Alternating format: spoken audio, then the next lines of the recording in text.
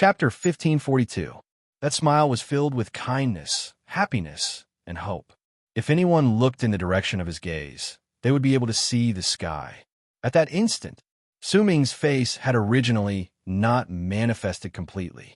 It had only been a messy illusion, but now, a huge face appeared in the sky, and it belonged to Su Ming. The face was incredibly clear, so all the people in ancient Zhong saw Su Ming's face at that instant. That face did not belong to Wang Tao, but to Su Ming. Age, sorrow, and a ferocious attitude towards fate were displayed perfectly on that face. Tom seemed to have stopped at that instant. The sigh echoed in the air, and, as the face appeared, it gradually spread out. Some of it seemed to have traveled out of ancient Zhong and into the area around the black-robed man who held the black feather in his hand while sitting on the feng shui compass in the vast expanse.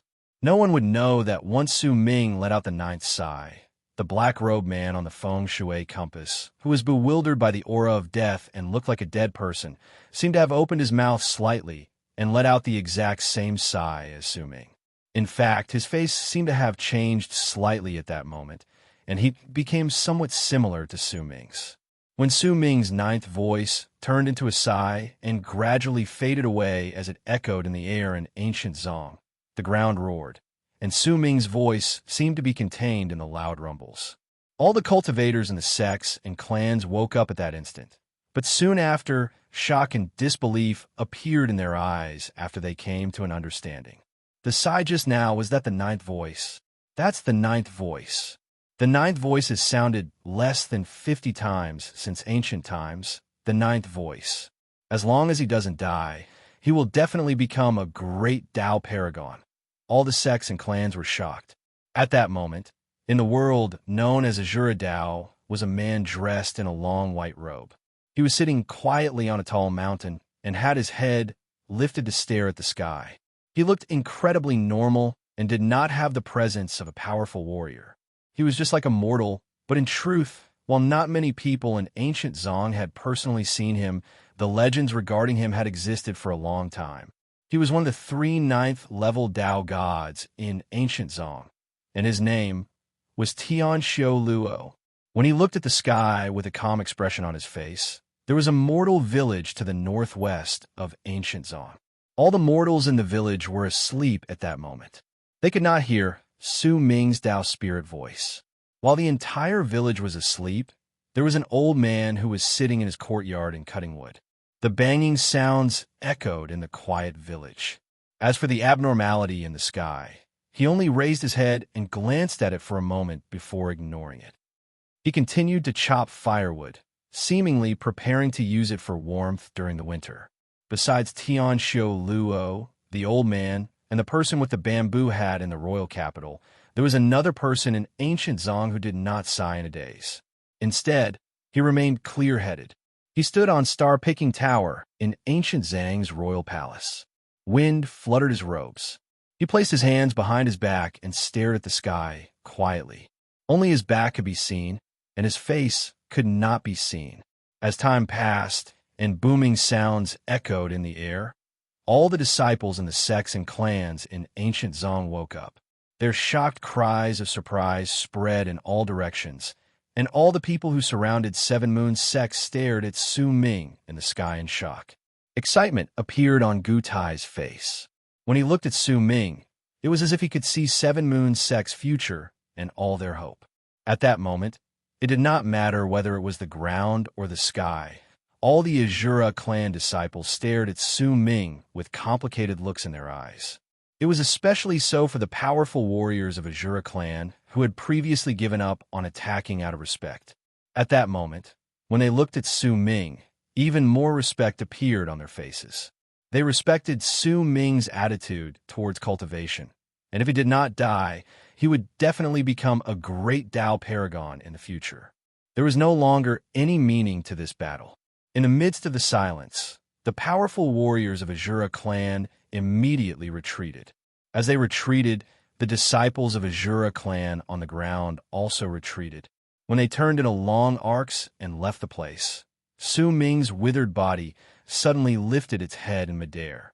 With eyes that were almost extinguished, he looked at his own face that filled the sky, then opened his mouth and sucked in a sharp breath.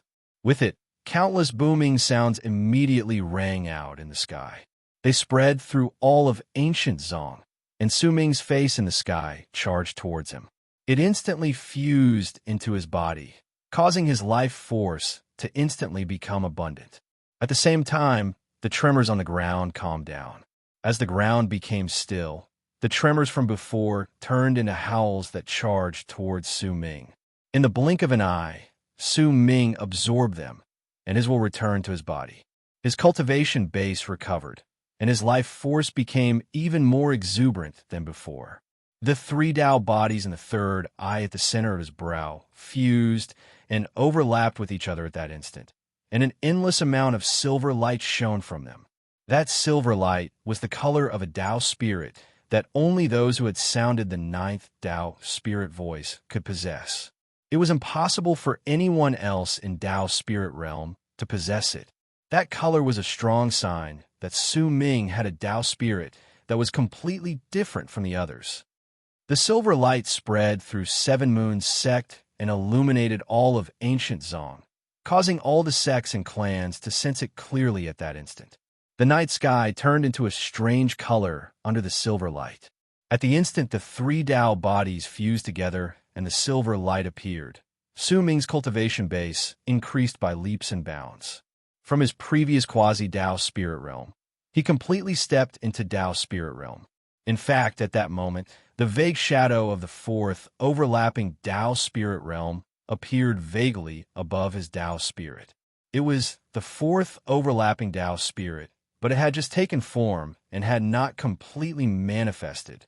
However, at that moment, Su Ming's combat prowess and cultivation base were much stronger than before. It also made all of ancient Zong know about him, and his existence shocked the entire country with a single brilliant feat. Be it the first prince or the second prince, both of them desired it dearly, but they could not do it. Su Ming stood in midair and sucked in a deep breath. An even stronger resolve appeared in his eyes, but in the depths of it was a hint of sadness. It was because he remembered his masters in 9th Summit, his elder, the Bald Crane, Song Lan, Yu Xian, and Su Hui. The sigh of my life matrix in the dark made me think of all of you, Su Ming mumbled softly. Fellow Taoists, it does not matter whether it is Qidian, Prestige, Tieba, mobile reading app, or anywhere else. Please come to Qidian Chinese Network right now.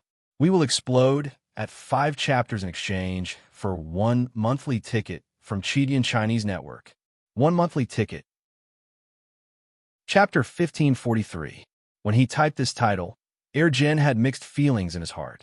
Back then, because of this sentence, millions of renegade immortals charged forward wave after wave.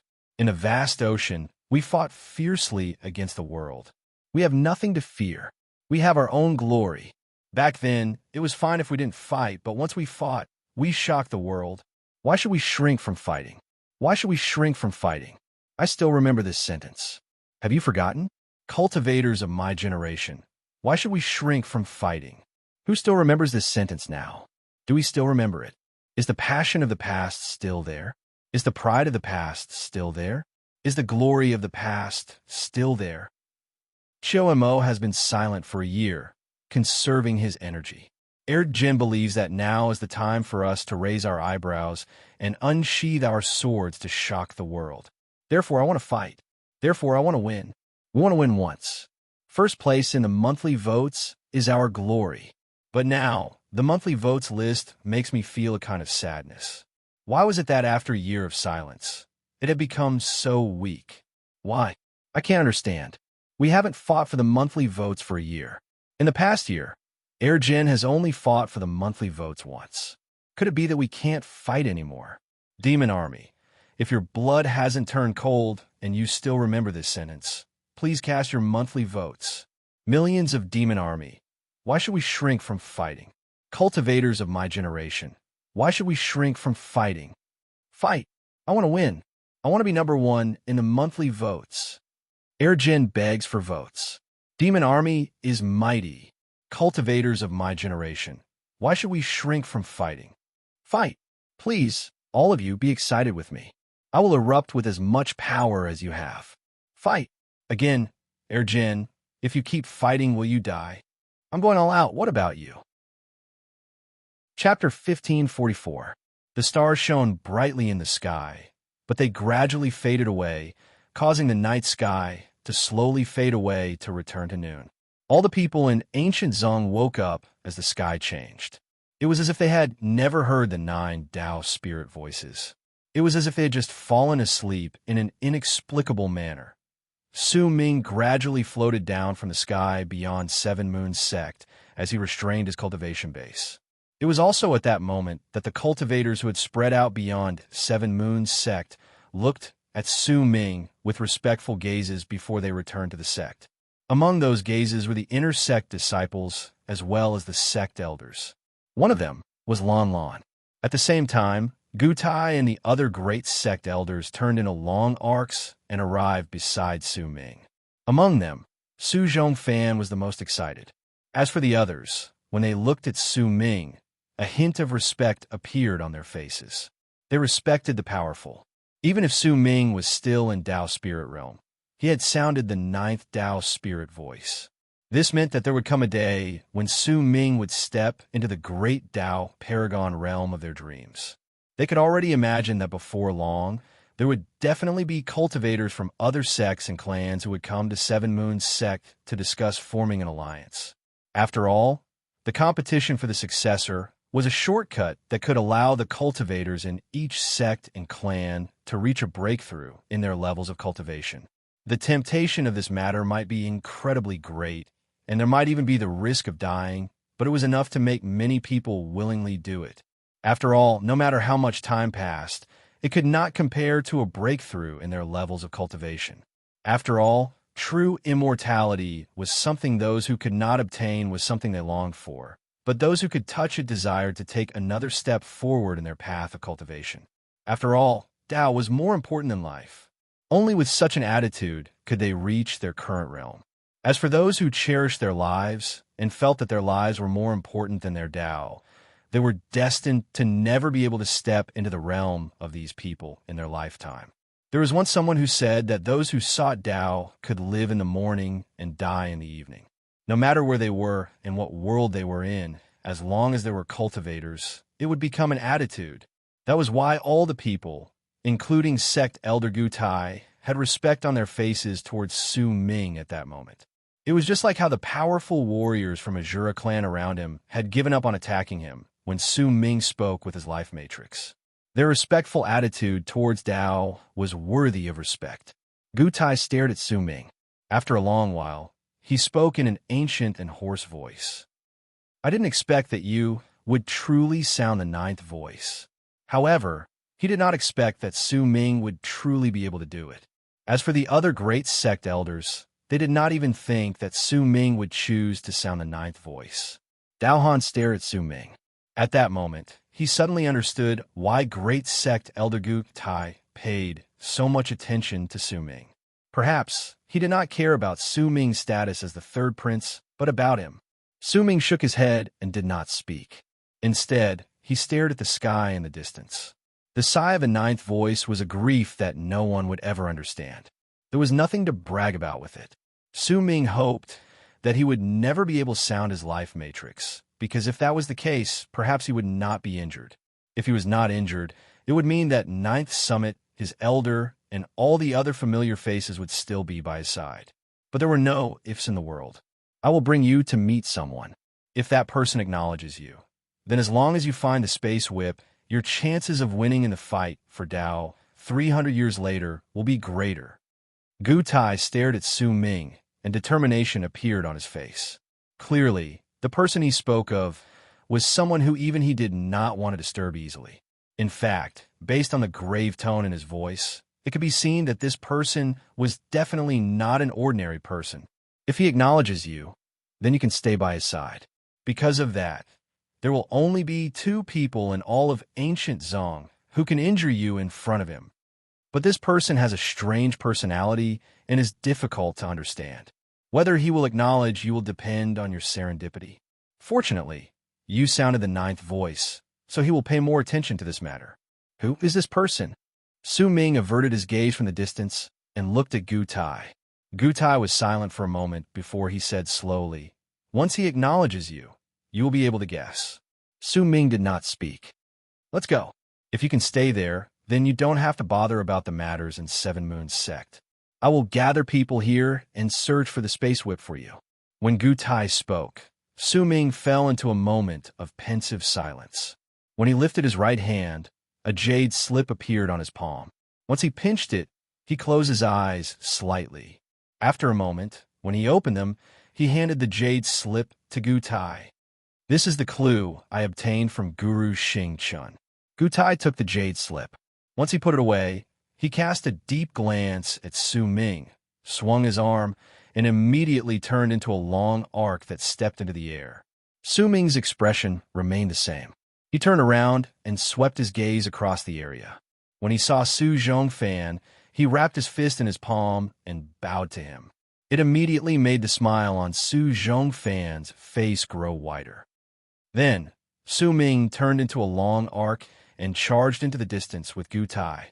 It did not matter whether it was Lan Lan, Deshun, or Bei Qiong. Su Ming did not want to have too much contact with them. In his eyes, they were still people of this world. They were not people he was familiar with. As they left into the distance, the fog under Gu Tai's feet tumbled about, as if he could move through space. With Su Ming in tow, they disappeared without a trace. Soon, they appeared in the northwest of ancient Zong. Gu Tai walked out of the air at the edge of a forest in a mountain range. Behind him was Su Ming. Su Ming did not speak on the way, and neither did Gu Tai. With a solemn expression, he walked in front. When he walked out of the forest, Su Ming could already tell that Gu Tai respected the person he was about to meet from the bottom of his heart. Otherwise, with his level of cultivation and status, he would not have chosen to walk instead of flying when he was clearly in Gu Tai's territory. When they walked out of the forest, Su Ming saw a village in the middle of the mountains. It was not big, and there were only about 100 houses in it. There seemed to be a few hundred people living there. It was noon at that moment.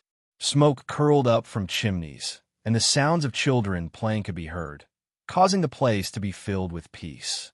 It was as if it was far away from the bustling city. Once all the colors faded away, a simple air was revealed. The path in the village was paved with crushed stones. It looked very normal, but the flowers and plants by the side of the path seemed to be incredibly beautiful, causing the air in the place to be filled with life.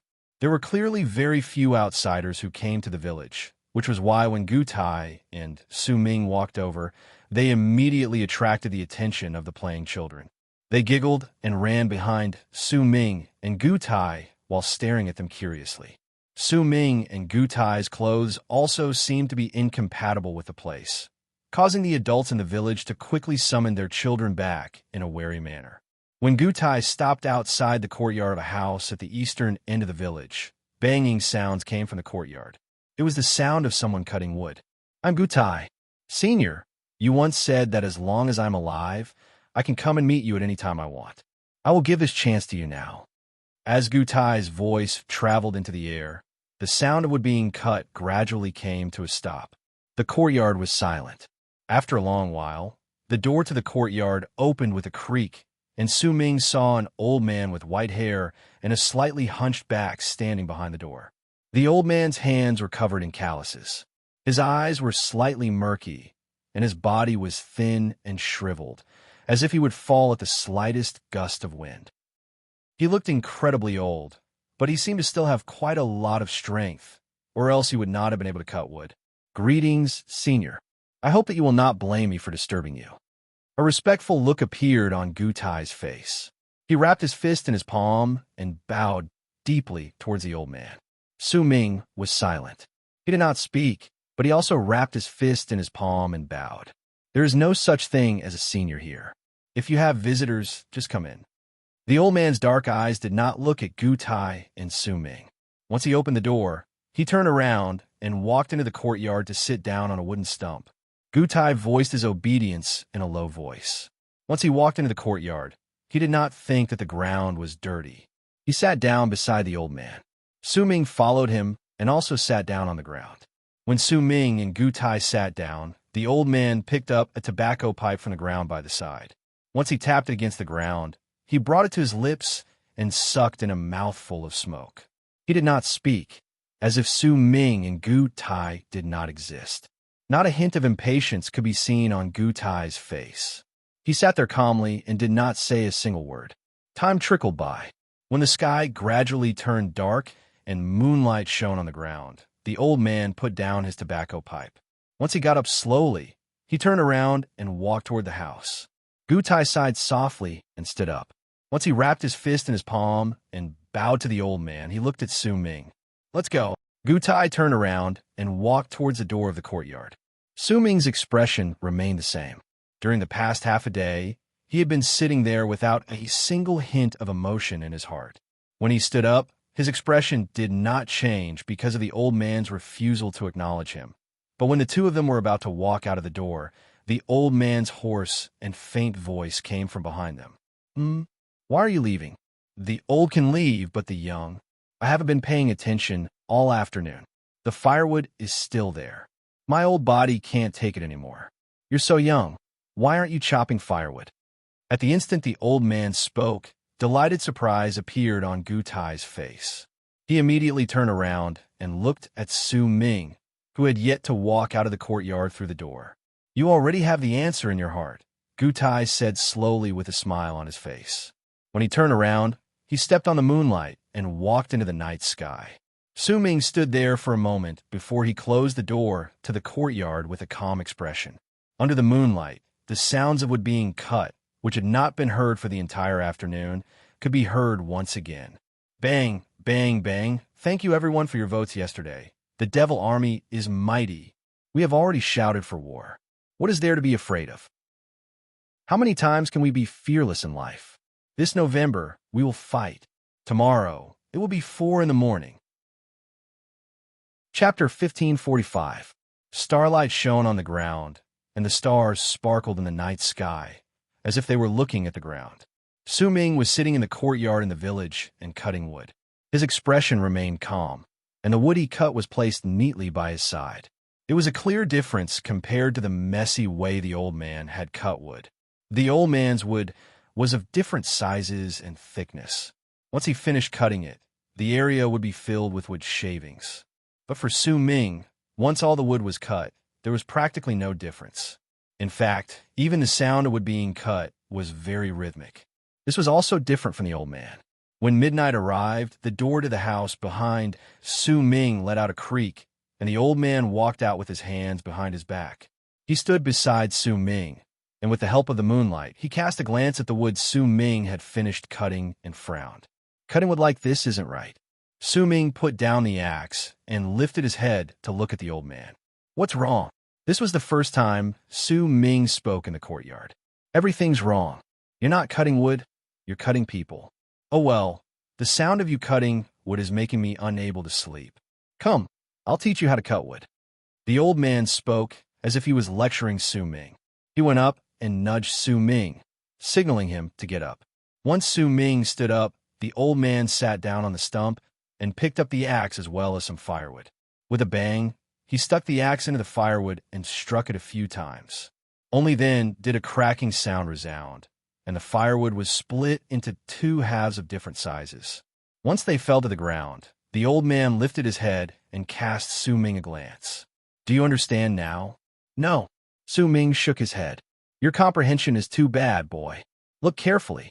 I'll show you again." As the old man spoke, he picked up another piece of wood, and when he swung the axe, he split it in half with a bang. "Do you understand now?" The old man looked at Su Ming with an expectant expression. "No." Su Ming frowned, but still shook his head. "Why you?" "Oh well, I'll show you again." The old man spat on his hands, picked up the wood, and split it again.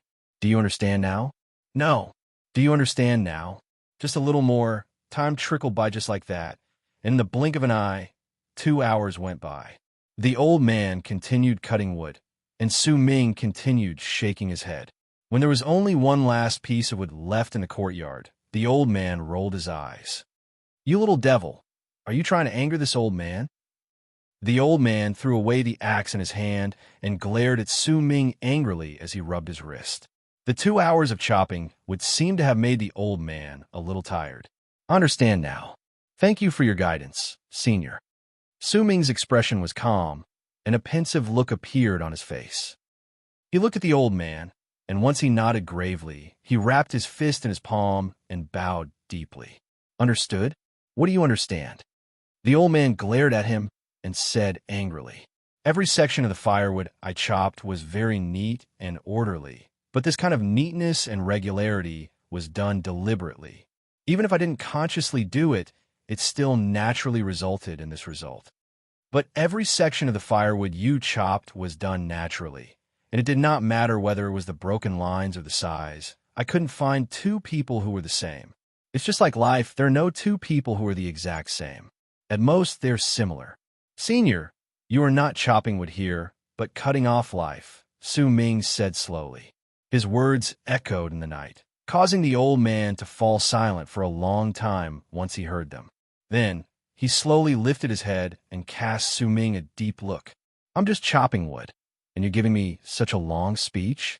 Let me tell you, I'm chopping wood this way because it's the only way I can start fire. Do you understand? Do you understand? It's not easy to burn the wood you cut. The old man stood up with a huff and glared at Su Ming. Su Ming looked at the old man. He was not bothered by the old man's previous words, but instead asked calmly, The only thing I don't know is which part of your life you want to cut off with your level of cultivation and status. And why do you want to cut it off? Also, I don't know how many years you've cut off, but why have you never cut it off? What nonsense are you talking about? Go to sleep. Hey, boys, sleep outside in the future. You're not allowed to sleep in the house. The old man let out a harumph, then turned around, intending to walk towards the house. Or perhaps what you want to cut off isn't your life, but the knot in your heart that has gathered together in that life. You want to cut off the knot in your heart so that the Tao will appear under your feet. Senior, could it be that you still haven't cut off this knot in your heart, because even you are uncertain about whether you should cut it off or not? When Su Ming said those words flatly, the old man walked to the door of the house without even turning his head around. Just as he was about to lift his foot and step in, a hint of understanding suddenly appeared on Su Ming's face. Could it be that you are hesitating about whether you should cut it off or not because you're uncertain about the truth behind this knot in your heart? You are afraid that you will make a mistake in cutting it off, which is why you cannot make a decision. That is why you want to clear your heart while cutting wood. Instead of asking yourself, it would be better to ask the Tao of heaven. At the instant Su Ming said those words, the old man's foot came to a halt. With one foot outside and the other inside, he slowly turned his head around and looked at Su Ming. At that moment, a hint of an expression that was greatly different from his usual one appeared on his face. There was a solemn look on his face, and his pupils shrank slightly. When he looked at Su Ming, even Su Ming could clearly sense that the old man seemed to have become different at that instant. But he could not tell just what was different about him. You? When the old man said those words, he paused for a moment. Do you snore at night? At the instant he asked those words, even Su Ming was stunned. If you snore, I will chase you away. Once the old man finished speaking, he turned around and walked into the house. Su Ming stood in silence for a moment before a smile appeared on his face. With Gu Tai's level of cultivation, the fact that he respected someone so much is the same as telling me that among the 3 9th-level Tao gods, one of them is Azura clan's Tian Xiu Luo, the second is the emperor of the royal capital, and the third is a sect that few people know of and his Taoist name. Su Ming lifted his head and stared at the extinguished light in the house. He slowly sat down cross-legged and closed his eyes. When morning arrived, the moment Su Ming opened his eyes, his pupils suddenly shrank. He saw that the firewood he had cut the previous night had gathered together once again, as if time had reversed. Why are you daydreaming? Hurry up and cut wood. There seemed to be a hint of anger in his voice. When the door to the house was pushed open, the old man changed into a small jacket and walked out with his opium pipe in hand. Su Ming was silent for a moment, but he did not speak. He walked to the stump, picked up the axe, stared at the wood, and closed his eyes. When he opened them, The fierce look of a cultivator was no longer in his eyes. The presence of a cultivator could no longer be detected from his body. It was as if he was no longer a cultivator at that moment, but a young man in the mortal world. At that moment, he casually swung the axe, and the wood was instantly cut in half. They were not neat, but of different sizes. When Su Ming stared at the two halves of the wood, he felt as if he was not looking at wood, but as if he had created some sort of life. It was as if these two halves of wood had never existed in the world before, but because of him, they had appeared. This feeling came quickly, and it disappeared without a trace. It was as if when Su Ming wanted to examine it carefully, he could not notice it. There was a clear difference between this and when he cut wood the previous night. In silence, Su Ming picked up the second piece of wood and continued cutting it, one by one. When an entire day passed by, Su Ming seemed to have forgotten about the passing of day. When dusk arrived, he looked around in a daze, and there was no longer a single piece of wood left before him. You've cut wood pretty well today. Oh well, I'll allow you to rest. How about this? Change into a set of clothes and take these pieces of wood to Carpenter Zhang in the western part of the village. Trade them for some food and bring them back. I haven't eaten for an entire day, and I'm about to starve to death. The old man sat on the threshold and smoked his opium pipe. He patted the clothes he had prepared for Su Ming a long time ago and spoke in a tone of an old man.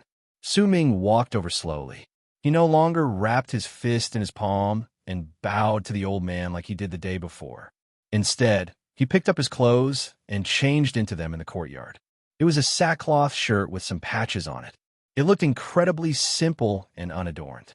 Once he changed his clothes, Su Ming tied up all the firewood in the yard and walked out of the yard with his back slung over his back. Under the setting sun, his shadow was elongated, and it fell into the eyes of the old man, smoking his pipe in the yard. He watched Su Ming leave into the distance and slowly put down his pipe. A hint of melancholy appeared on his face. Am I getting old? Even this boy can tell what's on my mind. I can't cut it off, I can't cut it off. Is this world real or fake? The old man mumbled softly, and anguish as well as confusion appeared on his face. Days went by, and this sort of life was a rare moment of peace. Soon, 3 months went by. During these 3 months, Su Ming continued cutting wood. Each time he did so, he would gain a different epiphany, but he would always feel that something was missing. Similarly, during these 3 months, Su Ming blended into the village and was accepted by it. All the people in the village knew that the old man in the eastern part of the village had adopted a son. That adopted son had a pleasant name, Su Ming. Then, on a rainy night half a year later, thunder roared in the sky. Lightning sliced through the ground. Su Ming lay in the wooden shed in the courtyard. He had been staying there for the past half a year. Even though it was raining outside, no raindrops fell into the shed. Su Ming lay there quite comfortably. At the instant lightning sliced through the night sky outside the village, 2 figures walked out from the forest. One of them was fat, while the other was thin. They were dressed in gray Taoist robes, and when they stood there seemed to be an invisible barrier around them that prevented the rain from getting close. It was as if they were standing at the top of the world. If any cultivators noticed their levels of cultivation, they would definitely be shocked. They were Tao Paragons. Great sect elder, you have been divining the world and the universe. You have calculated the entire universe of ancient Zhang, and you have finally found this person's location. I didn't expect that he would be hiding in this mortal village. The thin cultivator said faintly. His voice was slightly piercing. Of course he wants to hide, but since he's found, he won't be able to hide anymore. Wei Xian uploaded the pictures of the resentful Wei, Greed, and Su Xianyi. This November, the demon army needs to fight with a bang. We need to fight with our heads held high. My sword is ready. All of you, raise your weapons. We are cultivators. We do not fear fighting. Chapter 1546.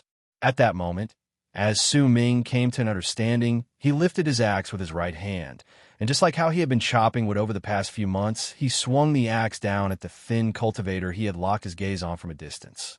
Su Ming's mind was calm when he swung the axe down. Not a single hint of emotion could be detected in his heart. It was as if all of his consciousness had fused into the axe.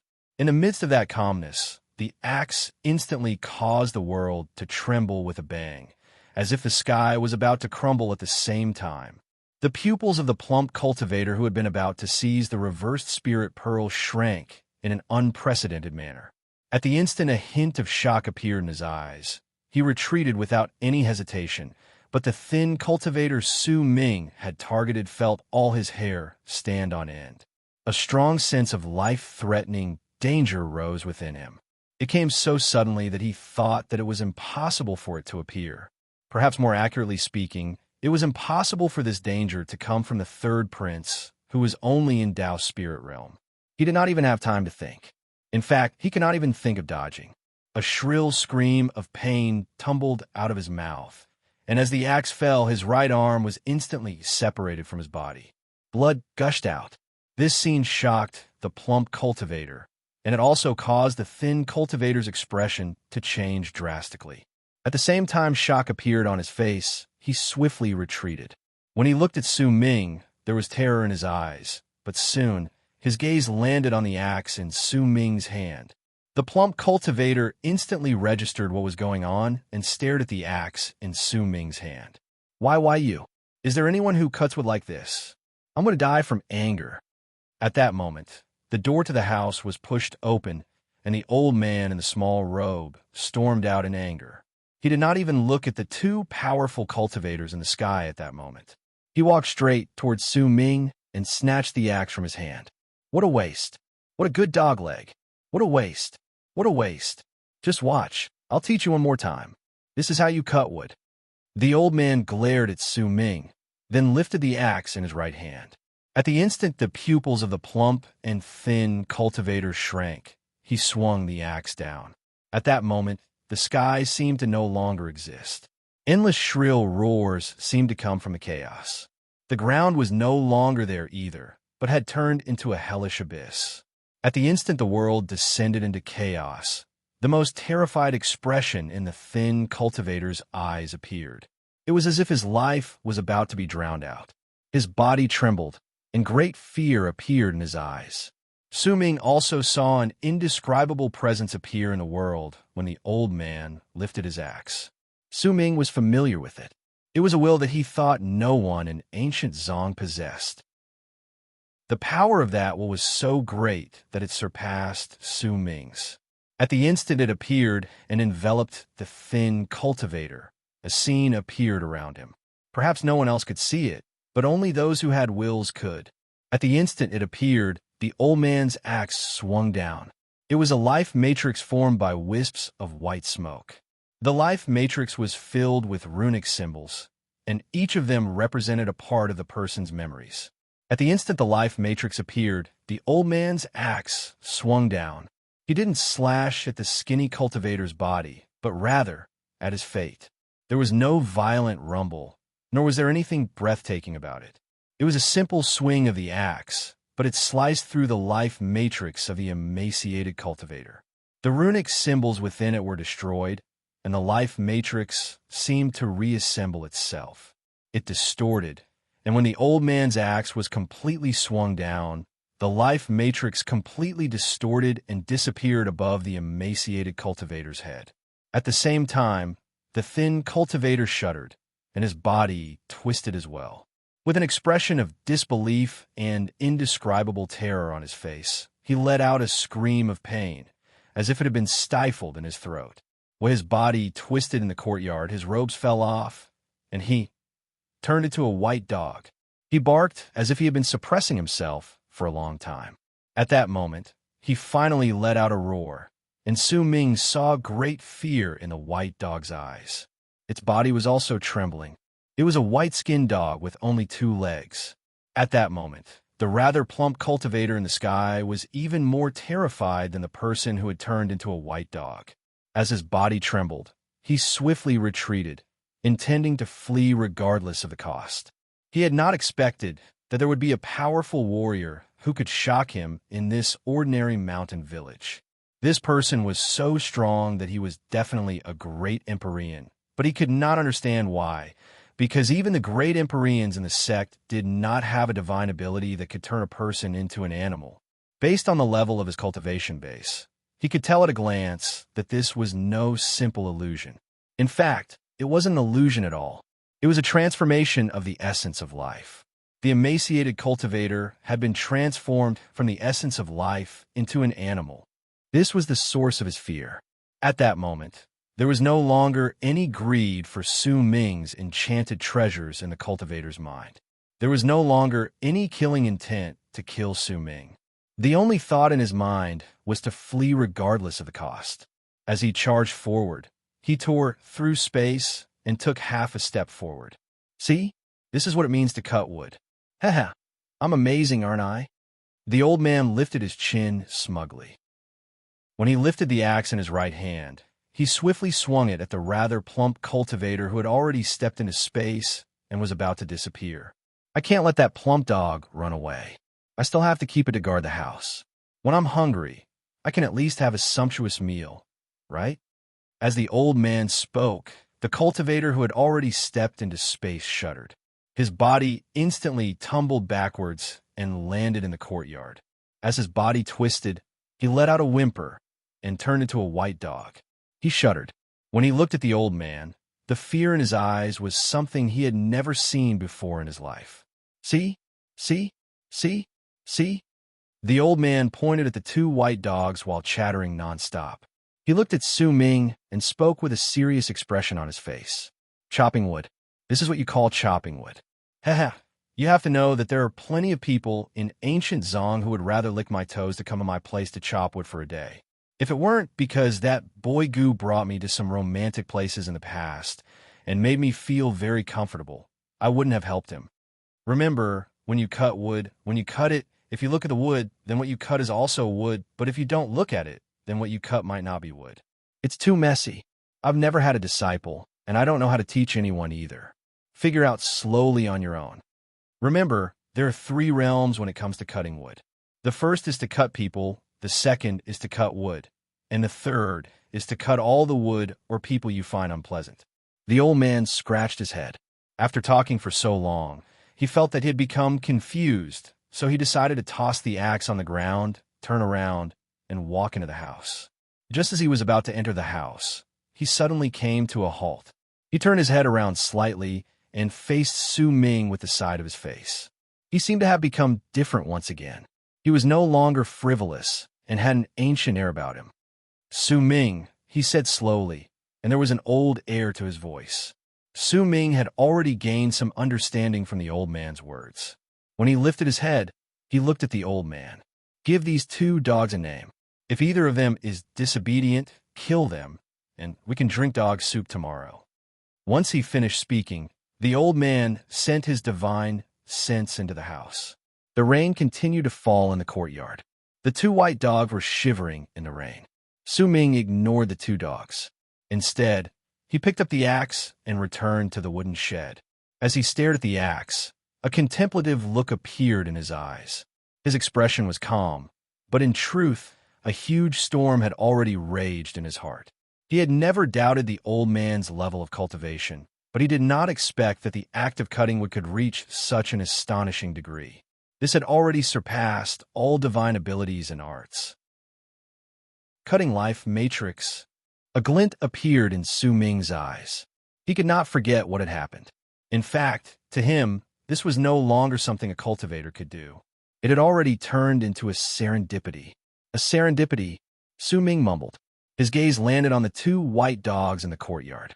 In silence, he lifted his right hand, and the clothes and storage bags that previously belonged to the 2 white dogs flew to him. You are white 3. Su Ming pointed at the rather plump white dog. You are white 3. Su Ming's gaze landed on the 2-legged white dog. The 2 dogs fell silent. Grief appeared on their faces. Besides shivering in the rain, they could do nothing else. Once they turned into animals, their cultivation bases had been completely sealed. Even if they were still alive, it would be better for them to be dead. The humiliation and fear caused grief and indignation to appear on the 2 white dogs' faces. They were not dogs. They were cultivators. They were the sect elders and Tao paragons of one Tao sect. They could summon wind and rain in ancient Zong, and in fact, they stood at the peak, but now this sort of contrast was something they could not accept. Even if you want to die, you won't. Even if you die, there's a way for you to continue being reincarnated as guard dogs. If you can be loyal, then perhaps after some time, I will ask the old man for mercy and give you a chance to become cultivators again, Su Ming said faintly. I'll give you one night to think about it. Once Su Ming finished speaking, he lowered his head to look at the axe in his hand and sank into deep thought. Today I saw some words in the group, and some of them came from the bottom of my heart. I will tell all of you about them here. I originally wanted to put them in a single sheet, but in case someone said that I was putting on a show, I decided to put them here. I will use my outburst to move all of you to cast your monthly votes. I don't want to bring any burden to all of you because I fight for monthly votes. I don't want to gather funds. I can win or lose when I fight for monthly votes, but I don't want to lose everything and everyone just because I win the monthly votes. Everyone is the most important. As long as all of my fellow Taoists can feel my blood boiling during the month of November, that will be enough. Chapter 1547. The rain gradually stopped during the morning. When the sun rose, Su Ming woke up from his deep thoughts. When he lifted his head, he saw the two white dogs wagging their tails and looking at him pitifully. Clearly, with the two people who were once cultivators, they were unwilling to die just like that. Even if there was the slightest possibility that they could survive, they did not want to give up. Su Ming's expression remained the same, but he was laughing coldly in his heart. He had never been the type to show mercy to his enemies. His words at night were not a lie, but whether or not it would come true would depend on the two white dogs' performance in the future. Big white 3, let's go. Su Ming stood up and walked to the door to the courtyard. Once he pushed it open, he walked out. The two white dogs quickly followed behind him, especially the three-legged one. When it ran, it was not much slower. Just like before, Su Ming went to the west of the village and bought a pot of wine for the old man. On the way, he ran into quite a number of villagers. All of them smiled and greeted him in the morning. They were also very interested in the two white dogs behind Su Ming. It was especially so for the children. They surrounded the two white dogs and were incredibly curious about how the three-legged dog could run so fast. Soon, when Su Ming returned to the courtyard, the children outside laughed and left. All of them had curious looks on their faces. Clearly, they wanted to go home and tell their parents what had happened that day. Once Su Ming closed the door to the courtyard, he placed the pot of wine by the side of the door. Suddenly, he frowned and turned his head around to look at the two white dogs. You were once cultivators, so you can abstain from eating, right? You don't need to eat, right? The two white dogs' expressions became even more indignant, and they nodded. Su Ming did not speak. He picked up the axe and sat down on the wooden stump to begin chopping wood for the day. Every single time he lifted the axe, the two white dogs would shudder. Clearly, they were still traumatized by the previous night, and they would not be able to recover within a short period of time. Banging sounds reverberated through the village in the morning. All the people knew that the young man called Su Ming had started cutting wood again. When the sun was high in the sky and it was almost noon, the door to the house was pushed open. Only then did the old man in the small robe stretch his back and walk out. The moment he walked out, the two white dogs were so terrified that they tucked their tails between their legs and ran to Su Ming. To them, Su Ming was clearly much gentler than the old man. This old man was definitely the most terrifying existence they had ever seen in the world. The old man picked up the wine jug and walked out into the courtyard. He looked up at the noon sun and said loudly, "Ha! It's good to sleep early and wake up early. It's good to wake up naturally, and it's good to drink a jug of wine after you wake up. Eating dog meat after drinking is good for your health." Light shone in the old man's eyes. He stared at the two white dogs under Su Ming's feet, then looked around, as if he was wondering which one he should eat today. "Su Ming, which one do you think we should eat today?" The old man took a few brisk steps forward and crouched down to look at the two white dogs. He gulped. Su Ming ignored the old man and continued cutting wood seriously. In his mind, the old man's two axes from the previous night kept appearing nonstop. When the old man saw that Su Ming did not answer, He lifted his head in surprise and went to stand in front of him. He crouched down and let out a loud roar at him. "Wake up!" Su Ming frowned. He could accept the old man's strange personality, but he was not used to the old man's occasional roars that sounded as if he had gone mad. It was especially so when Su Ming was immersed in some sort of epiphany. This sort of roar would instantly wake him up. "Boy, your comprehensive abilities are too strong. When did I ever doze off when I was cutting wood? I was awake every single time I swung the axe. Don't think about gaining an epiphany, gaining an epiphany, gaining an epiphany. Aren't you tired of trying to gain an epiphany? Don't think about random epiphanies. Cutting wood is cutting wood. Don't slack off, be serious." He didn't want to think about anything else in his mind. He just had to focus on chopping firewood. "All right, let's talk about something serious. Tell me, which dog should we eat today?" The old man asked with a serious expression on his face. "I think that we can choose not to eat these two first. After all, we need someone to guard the house." Over the past few months, Su Ming had also learned how to communicate with the old man. At that moment, he also had a serious expression on his face. He first thought about it for a moment before speaking seriously. Just as he expected, when Su Ming's expression appeared, the old man also maintained a serious expression. He scrutinized the two white dogs, who were so terrified that they were trembling. Then, he stroked his chin as if he was thinking about Su Ming's words. You're right, very right, very right, very right." The old man thought about it for a long time before he nodded seriously. Once he said those words, the two white dogs immediately sighed in relief in their hearts. When they looked at Su Ming, gratitude appeared on their faces, but I want to eat them. Immediately after, the old man looked at Su Ming. Because of it, the two white dogs immediately became nervous again. They suddenly felt that the old man was a lunatic, and Su Ming was a little more normal. Su Ming thought about it seriously again before he said solemnly, "You'll have a chance. There should be quite a number of white dogs appearing in the near future. At that time, when we raise more of them, you can eat whichever one you want."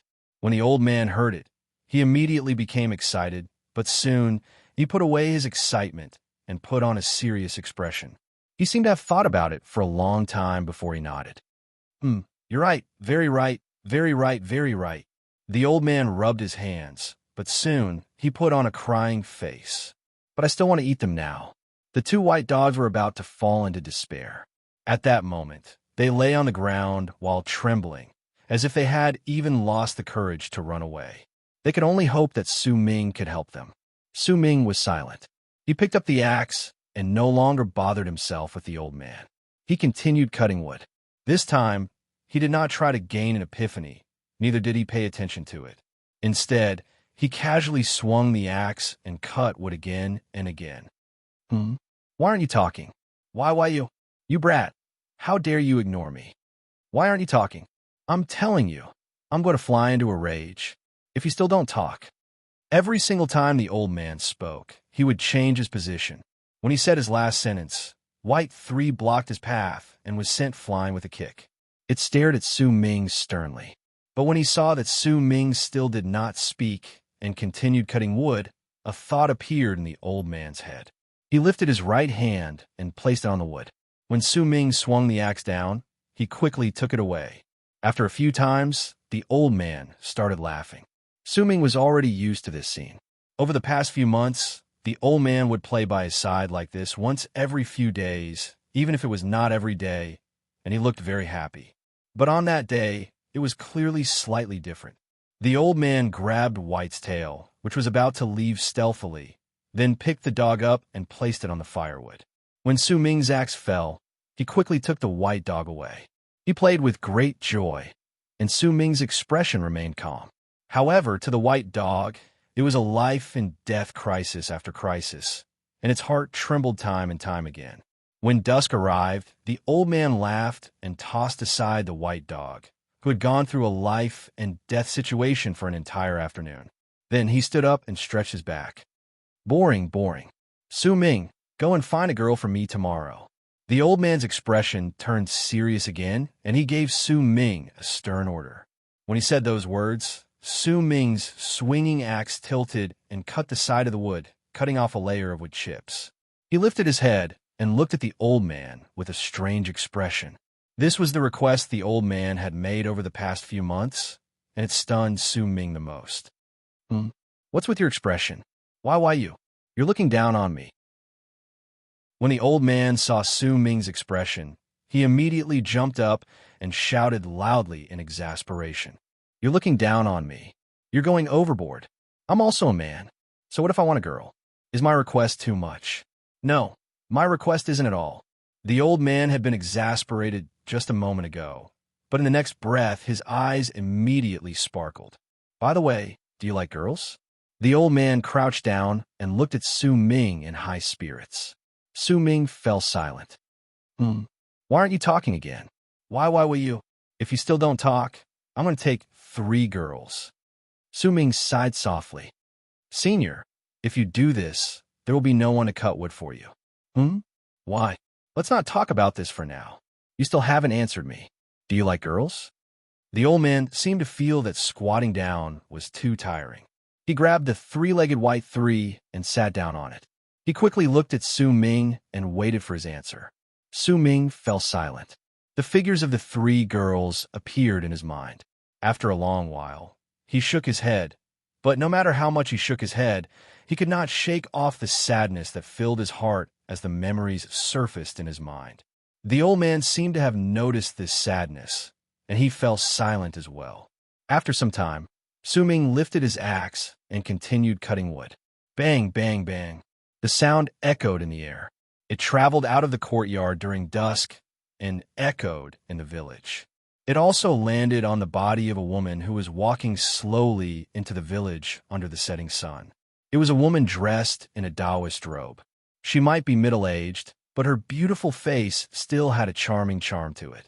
When she walked over, her expression was calm, but when she walked into the village, all the villagers who walked past her seemed to have turned a deaf ear to her, as if they could not see her. My fellow Taoists, you can pay as many monthly votes as you have.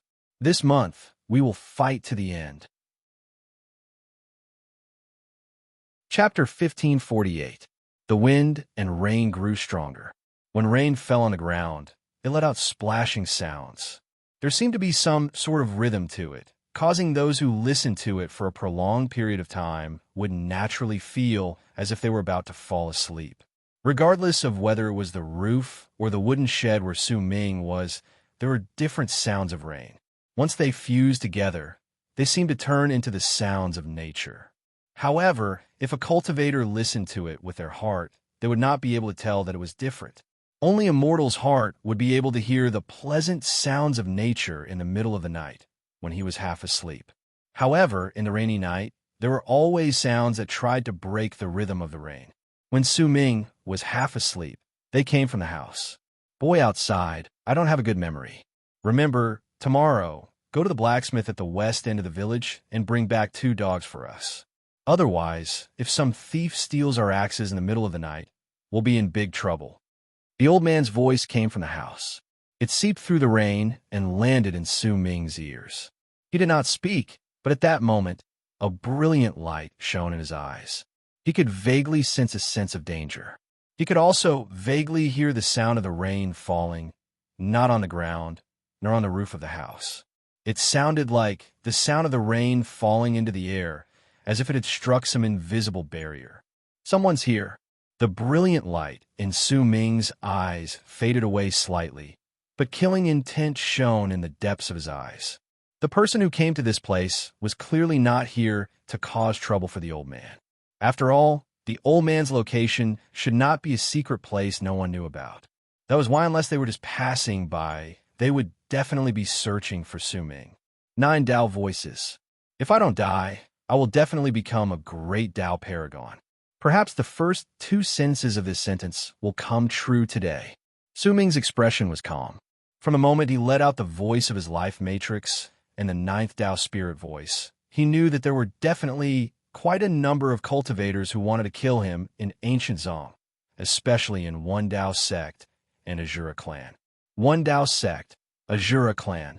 The cultivators of Azura clan still have some morals. As for One Tao sect, if I become a great Tao paragon one day, I will definitely kill one Tao sect and dye their sect with blood. The killing intent in Su Ming's eyes had already turned blood red. At that moment, a bolt of lightning sliced through the sky. Its light instantly illuminated the ground, revealing a thin of a person floating in midair. It also revealed a rather plump cultivator who had been sitting on the roof at some unknown point in time. The moment their figures appeared in the lightning, a shocking thunder rumbled and shook the heavens and the earth. Third prince, of course, and I've been. The emaciated cultivator hovered in mid-air above the courtyard, smiling. He wore a Taoist robe, and as he floated there in the rain, he seemed to be able to cover the entire sky. As he hovered there in mid-air, not a single drop of rain fell from the courtyard. The thin cultivator floating in midair smiled faintly.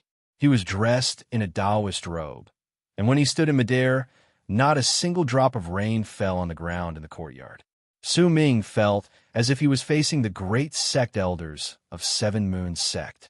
They were clearly Tao paragons. Those who reached the 7th level of Tao Divinity Realm had already changed from Tao Spirit Realm to Tao paragons. With just one more step, they could become great Tao paragons who were the center of attention. However, the difficulty of taking that step was incredibly great. Since ancient times, there have been less than 30 people who had managed to do it in ancient Zong. Those who sound 9 Tao spirit voices are bound to become great Tao paragons. It's a pity that if you weren't the 3rd prince, all the sects and clans would treat you as a treasure. It's a pity that you won't have the chance to become a great Tao paragon in your life. The thin cultivator sighed softly. When he was in midair, he lifted his right hand and pushed his palm in Su Ming's direction. At the instant he pushed his right hand forward, a pentagonal rune formed by black smoke appeared above Su Ming. It pushed down swiftly, and thick black smoke immediately appeared in the pentagonal rune. It looked as if it had turned into a huge hand that seized Su Ming. That grab might have seemed normal, but in truth, it had already sealed off all the regions around Su Ming, making it seem as if the entire world had been imprisoned. Su Ming's expression remained as calm as ever. He formed a seal with his hands and swung his arm at the incoming pentagonal rune. Booming sounds rose up like thunder. A hint of derision appeared at the corners of the thin cultivator's lips, but right when he did so, his pupils suddenly shrank. At that moment, Su Ming took a step forward from the air behind the thin cultivator. With lightning speed, he lifted his right hand, and the wills of the 4 great true worlds as well as his power in Tao spirit realm fused together to form one finger. That finger was breathtaking and peerless. At the instant the thin cultivator's expression changed, and he turned around to swing his arm, his finger crashed into the thin cultivator. Booming sounds echoed in the air again. Blood trickled out of the corners of Su Ming's mouth, and he swiftly retreated. As for the thin cultivator, he took a step forward, intending to chase after him, but Su Ming disappeared. When he reappeared, he was already standing in the courtyard. The thin cultivator in midair lowered his head and cast a glance at his left hand. There was a bloody hole on his left hand, and blood flowed out of it. There was also a presence that even he found difficult to deal with. It was spreading through his flesh and blood, wanting to spread through his entire body. With your power in Tao spirit realm, you might have borrowed the rune you laid in this place, but you can still be proud of yourself for being able to injure me. The thin cultivator's expression was dark. He was not bothered by this sort of injury. It might be a little strange, but he was confident that he could get rid of it. However, being injured in front of a fellow Taoist from the same sect made him angry. It was just as the thin cultivator had said. With Su Ming's cautiousness, he had set up quite a number of runes and killing moves in the courtyard he stayed in over the past few months. Once someone stepped into the courtyard with just one thought, Su Ming could make those runes and killing moves activate. At that moment, Su Ming stood in the courtyard. His face might have been pale, but when he lifted his head to look at the thin cultivator, fighting spirit appeared in his eyes. He swung his right hand slightly to the side, and immediately, the rain in the courtyard turned into white smoke. Under that white smoke, the sand on the ground in the courtyard started trembling. If you want to fight, then fight. If you don't want to fight, then get lost. Why are you being so noisy?" When Su Ming said those words coldly, the white smoke formed by the rain in the courtyard tumbled about and rose into the air. In an instant, it formed a circular rune in midair. The moment it appeared, it started rotating rapidly. As booming sounds reverberated in the air, Su Ming seized the air in the direction of the ground with his right hand. Immediately, an endless amount of sand on the ground flew up. When Su Ming lifted his hand, each grain of sand contained the brands he had left behind over the past few months, and they instantly charged into the sky. "As expected, you're still too weak," the thin cultivator said flatly. Said the gaunt cultivator coolly. His expression was calm, but from the constriction of his pupils, it was obvious how shocked he was. However, perhaps because he felt that his level of cultivation was higher, he could not lose his reputation no matter what, especially when there were other people watching. That was why he had to maintain an indifferent expression on his face. As for how wary he was in his heart, only he knew. As he spoke, the thin cultivator lifted his right hand, formed a seal, and pushed at the ground. Booming sounds immediately reverberated in the air. A crack seemed to have been torn in the sky above him. A ray of golden light descended and turned into a huge golden seal that charged towards the ground.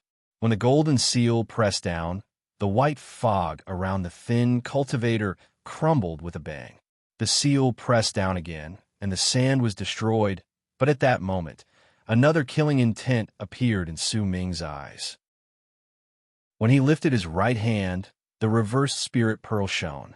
A vast amount of power spread out from it, and in the blink of an eye, it enveloped the thin cultivator's body, causing his expression to change, but he soon regained his composure. He let out a cold harumph and took a step forward, but just as he was about to attack, the reversed spirit pearl shone again. This time, a powerful rebound shot up with a bang, forcing the thin cultivator to take a few steps back. His pupils shrank, and when he cast a scrutinizing glance at the reverse spirit pearl, his expression suddenly changed again. This is the phala of Tao verification.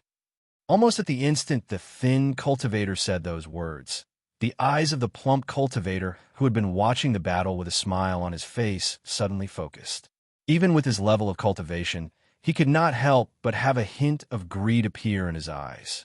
Without another word, he took a step forward and charged toward Su Ming. Only then did the thin old man let out a sigh of relief in his heart. He had intentionally said those words because Su Ming had given him quite a lot of pressure, but due to his dignity, he had to remain calm. That was why once he recognized the pearl, he immediately pointed it out so that the other person would attack as well and break out of the situation that had been giving him a headache. Su Ming could still fight against the Tao Paragon with the runes and methods he had set up in the place, along with the reverse spirit pearl, which had extraordinary power. However, if two Tao Paragons attacked at the same time, it would be difficult for Su Ming to fight back. When the situation was about to turn into a hopeless situation, a dry cough suddenly came from the house. "Look, I told you to go to the west of the village and bring back 2 dogs to guard the house. How about it?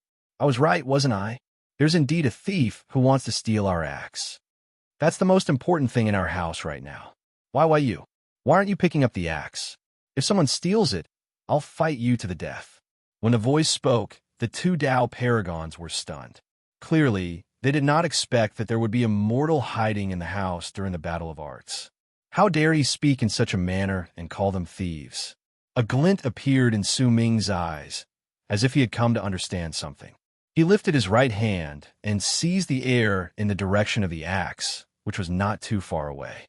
The axe immediately flew into his hand. At the instant Su Ming held the axe, he lifted his head to look at the 2 people coming towards him, and his heart suddenly trembled. He could vaguely see that they were not cultivators, but 2 pieces of firewood. "Thank you, fellow Taoist Yi Guyu, for your silver monthly ticket. I only saw it this morning, and I also saw how hot-blooded everyone was. Today, during the battle of the 4th Night Watch, I hope that my sword will be first place." Chapter 1549. At that moment, as Su Ming came to an understanding, he lifted his axe with his right hand, and just like how he had been chopping wood over the past few months, he swung the axe down at the thin cultivator he had locked his gaze on from a distance. Su Ming's mind was calm when he swung the axe down. Not a single hint of emotion could be detected in his heart. It was as if all of his consciousness had fused into the axe. In the midst of that calmness, the axe instantly caused the world to tremble with a bang, as if the sky was about to crumble at the same time. The pupils of the plump cultivator who had been about to seize the reversed spirit pearl shrank in an unprecedented manner. At the instant, a hint of shock appeared in his eyes. He retreated without any hesitation, but the thin cultivator Su Ming had targeted felt all his hair stand on end. A strong sense of life-threatening danger rose within him. It came so suddenly that he thought that it was impossible for it to appear. Perhaps more accurately speaking, it was impossible for this sense of danger to come from the third prince, who was only in Tao's spirit realm. He did not even have time to think. In fact, he could not even think of dodging. A shrill scream of pain tumbled out of his mouth, and as the axe fell, his right arm was instantly separated from his body. Blood gushed out. This scene shocked the plump cultivator, and the thin cultivator's expression changed drastically. At the same time shock appeared on his face, he swiftly retreated. When he looked at Su Ming, there was terror in his eyes, but soon his gaze landed on the axe in Su Ming's hand. The plump cultivator instantly registered what was going on and stared at the axe in Su Ming's hand. Why you? Is there anyone who cuts wood like this? I'm going to die from anger." At that moment, the door to the house was pushed open, and the old man in the small robe stormed out in anger. He did not even look at the two powerful cultivators in the sky at that moment. He walked straight towards Su Ming and snatched the axe from his hand. "What a waste. What a good dog leg. What a waste. What a waste. Just watch. I'll teach you one more time. This is how you cut wood." The old man glared at Su Ming, then lifted the axe in his right hand. At the instant the pupils of the plump and thin cultivator shrank, he swung the axe down. At that moment, the sky seemed to no longer exist. Endless shrill roars seemed to come from the chaos. The ground was no longer there either, but had turned into a hellish abyss. At the instant the world descended into chaos, the most terrified expression in the thin cultivator's eyes appeared. It was as if his life was about to be drowned out. His body trembled, and great fear appeared in his eyes. Su Ming also saw an indescribable presence appear in the world when the old man lifted his axe. Su Ming was familiar with it. It was a will that he thought no one in ancient Zong possessed. The power of that will was so great that it surpassed Su Ming's. At the instant it appeared and enveloped the thin cultivator. A scene appeared around him. Perhaps no one else could see it, but only those who had wills could. It was a life matrix formed by wisps of white smoke, which was circular and as complicated as a rune. That life matrix was filled with runic symbols, and each of them represented a part of the person's memories. At the instant the life matrix appeared, the old man's axe swung down. He didn't slash at the skinny cultivator's body, but rather at his fate. There was no violent rumble, nor was there anything breathtaking about it. It was a simple swing of the axe, but it sliced through the life matrix of the emaciated cultivator. The runic symbols within it were destroyed, and the life matrix seemed to reassemble itself. It distorted, and when the old man's axe was completely swung down, the life matrix completely distorted and disappeared above the emaciated cultivator's head. At the same time, the thin cultivator shuddered, and his body twisted as well.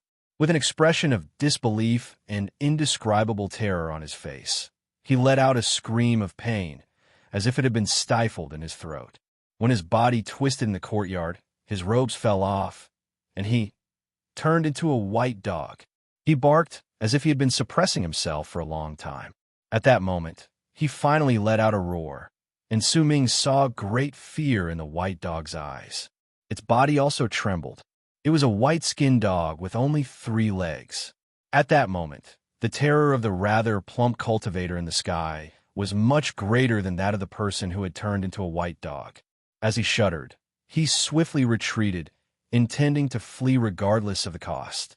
He had not expected that there would be a powerful warrior who could shock him in this ordinary mountain village.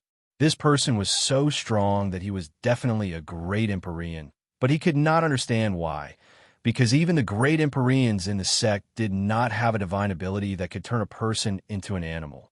Based on the level of his cultivation base, he could tell at a glance that this was no simple illusion. In fact, it wasn't an illusion at all. It was a transformation of the essence of life. The emaciated cultivator had been transformed from the essence of life into an animal. This was the source of his fear. At that moment, there was no longer any greed for Su Ming's enchanted treasures in the cultivator's mind, and neither was there any desire to kill Su Ming. The only thought in his mind was to flee regardless of the cost. As he charged forward, he tore through space and took half a step forward. See? This is what it means to cut wood. Haha, I'm amazing, aren't I? The old man lifted his chin smugly. When he lifted the axe in his right hand, he swiftly swung it down at the rather plump cultivator who had already stepped into space and was about to disappear. I can't let that plump dog run away. I still have to keep it to guard the house. While I'm hungry, I can at least have a sumptuous meal, right? As the old man spoke, the cultivator who had already stepped into space shuddered. His body instantly tumbled backwards and landed in the courtyard. As his body twisted, he let out a whimper and turned into a white dog. He shuddered. When he looked at the old man, the fear in his eyes was something he had never seen before in his life. See? See? See? See? The old man pointed at the two white dogs while chattering nonstop. He looked at Su Ming and spoke with a serious expression on his face. Cut wood. This is what you call cutting wood. Haha. You have to know that there are plenty of people in ancient Zong who would rather lick my toes to come to my place to cut wood for a day. If it wasn't because that boy Gu brought me to some romantic places in the past and made me feel very comfortable, I wouldn't have helped him. Remember, when you cut wood, when you cut it, if you look at the wood, then what you cut is also wood, but if you don't look at it, then what you cut might not be wood. It's too messy. I've never had a disciple, and I don't know how to teach anyone. You should figure it out slowly. Remember this, there are 3 realms when it comes to cutting wood. The first is to cut people, the second is to cut wood, and the third is to cut all the wood or people you find unpleasant. The old man scratched his head. After talking for so long, he felt that he had become confused, so he tossed the axe on the ground, turned around, and walked into the house. Just as he was about to step into the house, his footsteps came to a sudden halt. He turned his head around slightly and faced Su Ming with the side of his face. He seemed to have become different once again. He was no longer frivolous and had an ancient air about him. Su Ming, he said slowly, and there was an old air to his voice. Su Ming had already gained some understanding from the old man's words. When he lifted his head, he looked at the old man. Give these 2 dogs a name. If either of them is disobedient, kill them, and we can drink dog soup tomorrow. Once he finished speaking, the old man sent his divine sense into the house. The rain continued to fall in the courtyard. The 2 white dogs were shivering in the rain. Su Ming ignored the 2 dogs. Instead, he picked up the axe and returned to the wooden shed.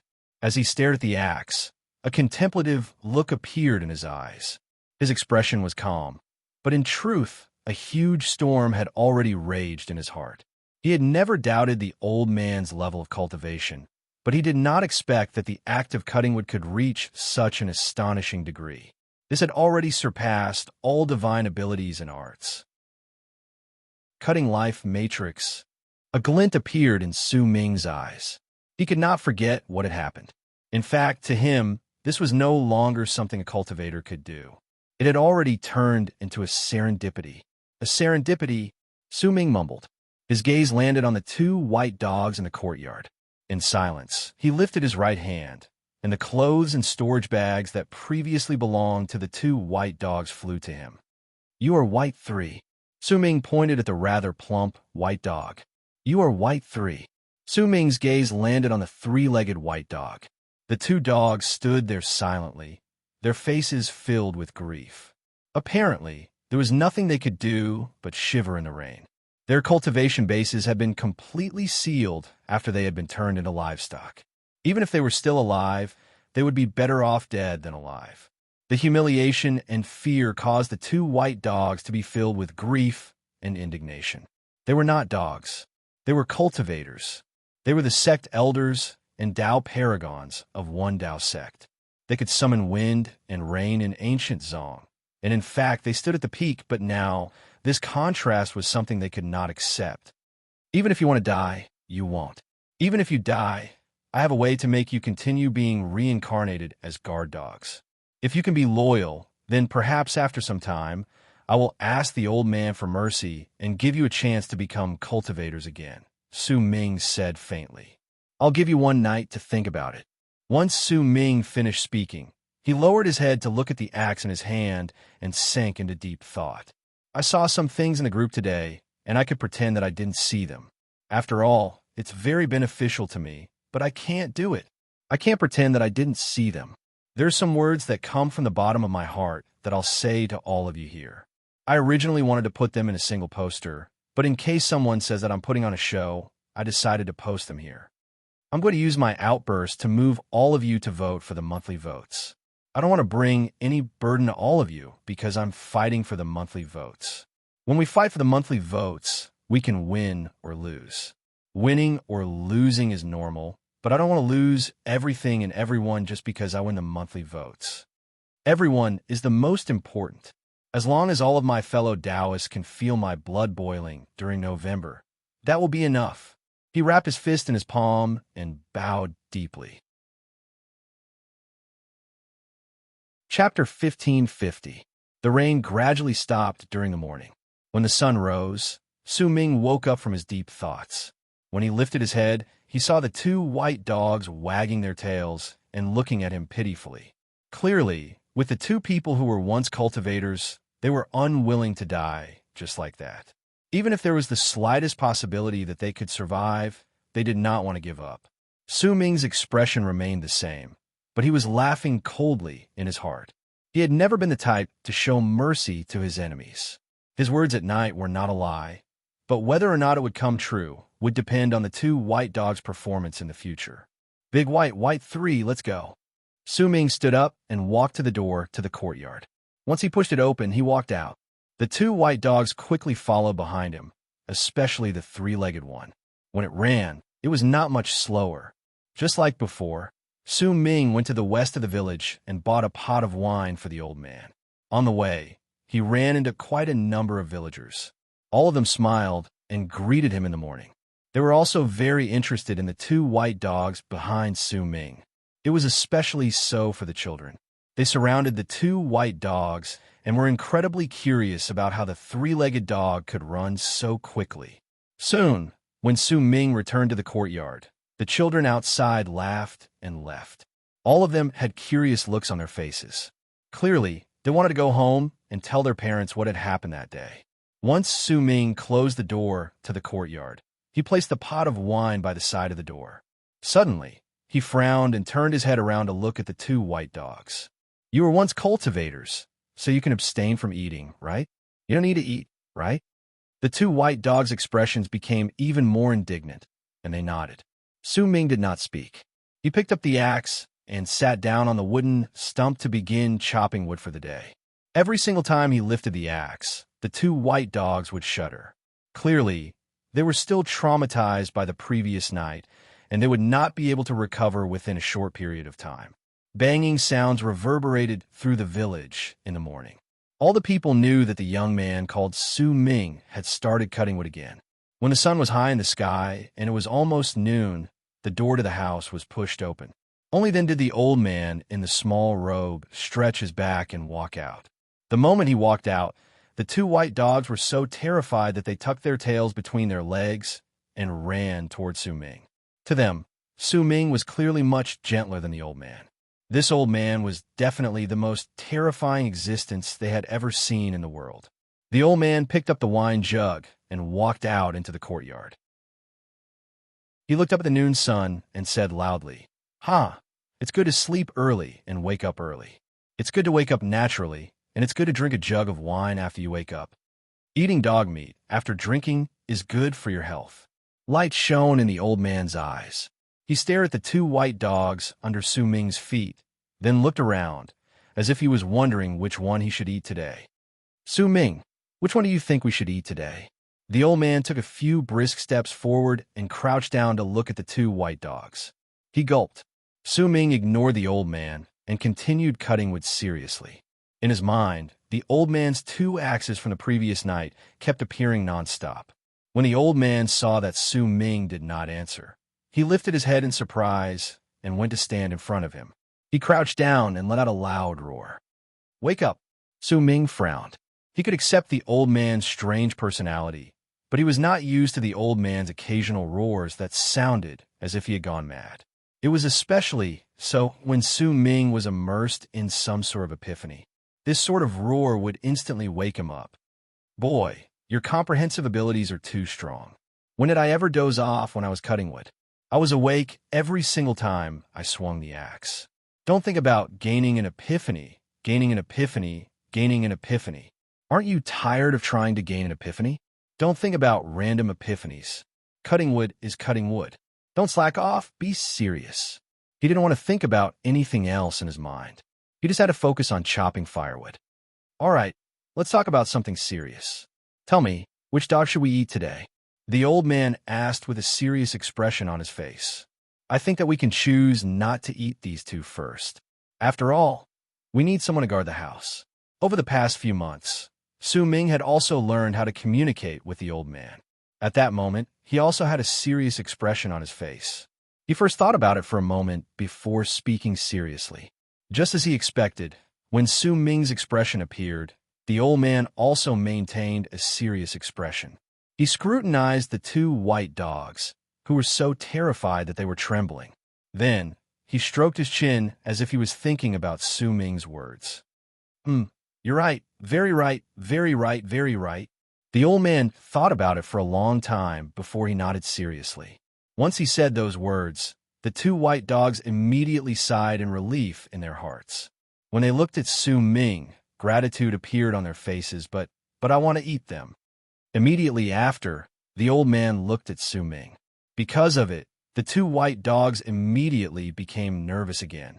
They suddenly felt that the old man was a lunatic, and Su Ming was a little more normal. Su Ming thought about it seriously again before he said solemnly, "You'll have a chance. There should be quite a number of white dogs appearing in the near future. At that time, when we raise more of them, you can eat whichever one you want." When the old man heard it, he immediately became excited, but soon he put away his excitement and put on a serious expression. He seemed to have thought about it for a long time before he nodded. You're right, very right, very right, very right." The old man rubbed his hands, but soon he looked like he was about to cry. "But I still want to eat them now." The two white dogs were about to fall into despair. At that moment, they lay on the ground while trembling, as if they had even lost the courage to run away. They could only hope that Su Ming could help them. Su Ming was silent. He picked up the axe and no longer bothered himself with the old man. He continued cutting wood. This time, he did not try to gain an epiphany, neither did he pay attention to it. Instead, he casually swung the axe and cut wood again and again. Why aren't you talking? Why will you? You brat! How dare you ignore me? Why aren't you talking? I'm telling you, I'm going to fly into a rage if you still don't talk." Every single time the old man spoke, he would change his position. When he said his last sentence, White 3 blocked his path and was sent flying with a kick. It stared at Su Ming sternly. But when he saw that Su Ming still did not speak and continued cutting wood, a thought appeared in the old man's head. He lifted his right hand and placed it on the wood. When Su Ming swung the axe down, he quickly took it away. After a few times, the old man started laughing. Su Ming was already used to this scene. Over the past few months, the old man would play by his side like this once every few days, even if it was not every day, and he looked very happy. But on that day, it was clearly slightly different. The old man grabbed White's tail, which was about to leave stealthily, then picked the dog up and placed it on the firewood. When Su Ming's axe fell, he quickly took the white dog away. He played with great joy, and Su Ming's expression remained calm. However, to the white dog, It was a life-and-death crisis after crisis, and its heart trembled time and time again. When dusk arrived, the old man laughed and tossed aside the white dog, who had gone through a life-and-death situation for an entire afternoon. Then he stood up and stretched his back. Boring, boring. Su Ming, go and find a girl for me tomorrow. I want one with a big rump. The old man's expression turned serious again, and he gave Su Ming a warning. Once he said those words, Su Ming's swinging axe tilted and cut the side of the wood, cutting off a layer of wood chips. He lifted his head and looked at the old man with a strange expression. This was the request the old man had made over the past few months, and it stunned Su Ming the most. What's with your expression? Why you? You're looking down on me. When the old man saw Su Ming's expression, he immediately jumped up and shouted loudly in exasperation. You're looking down on me. You're going overboard.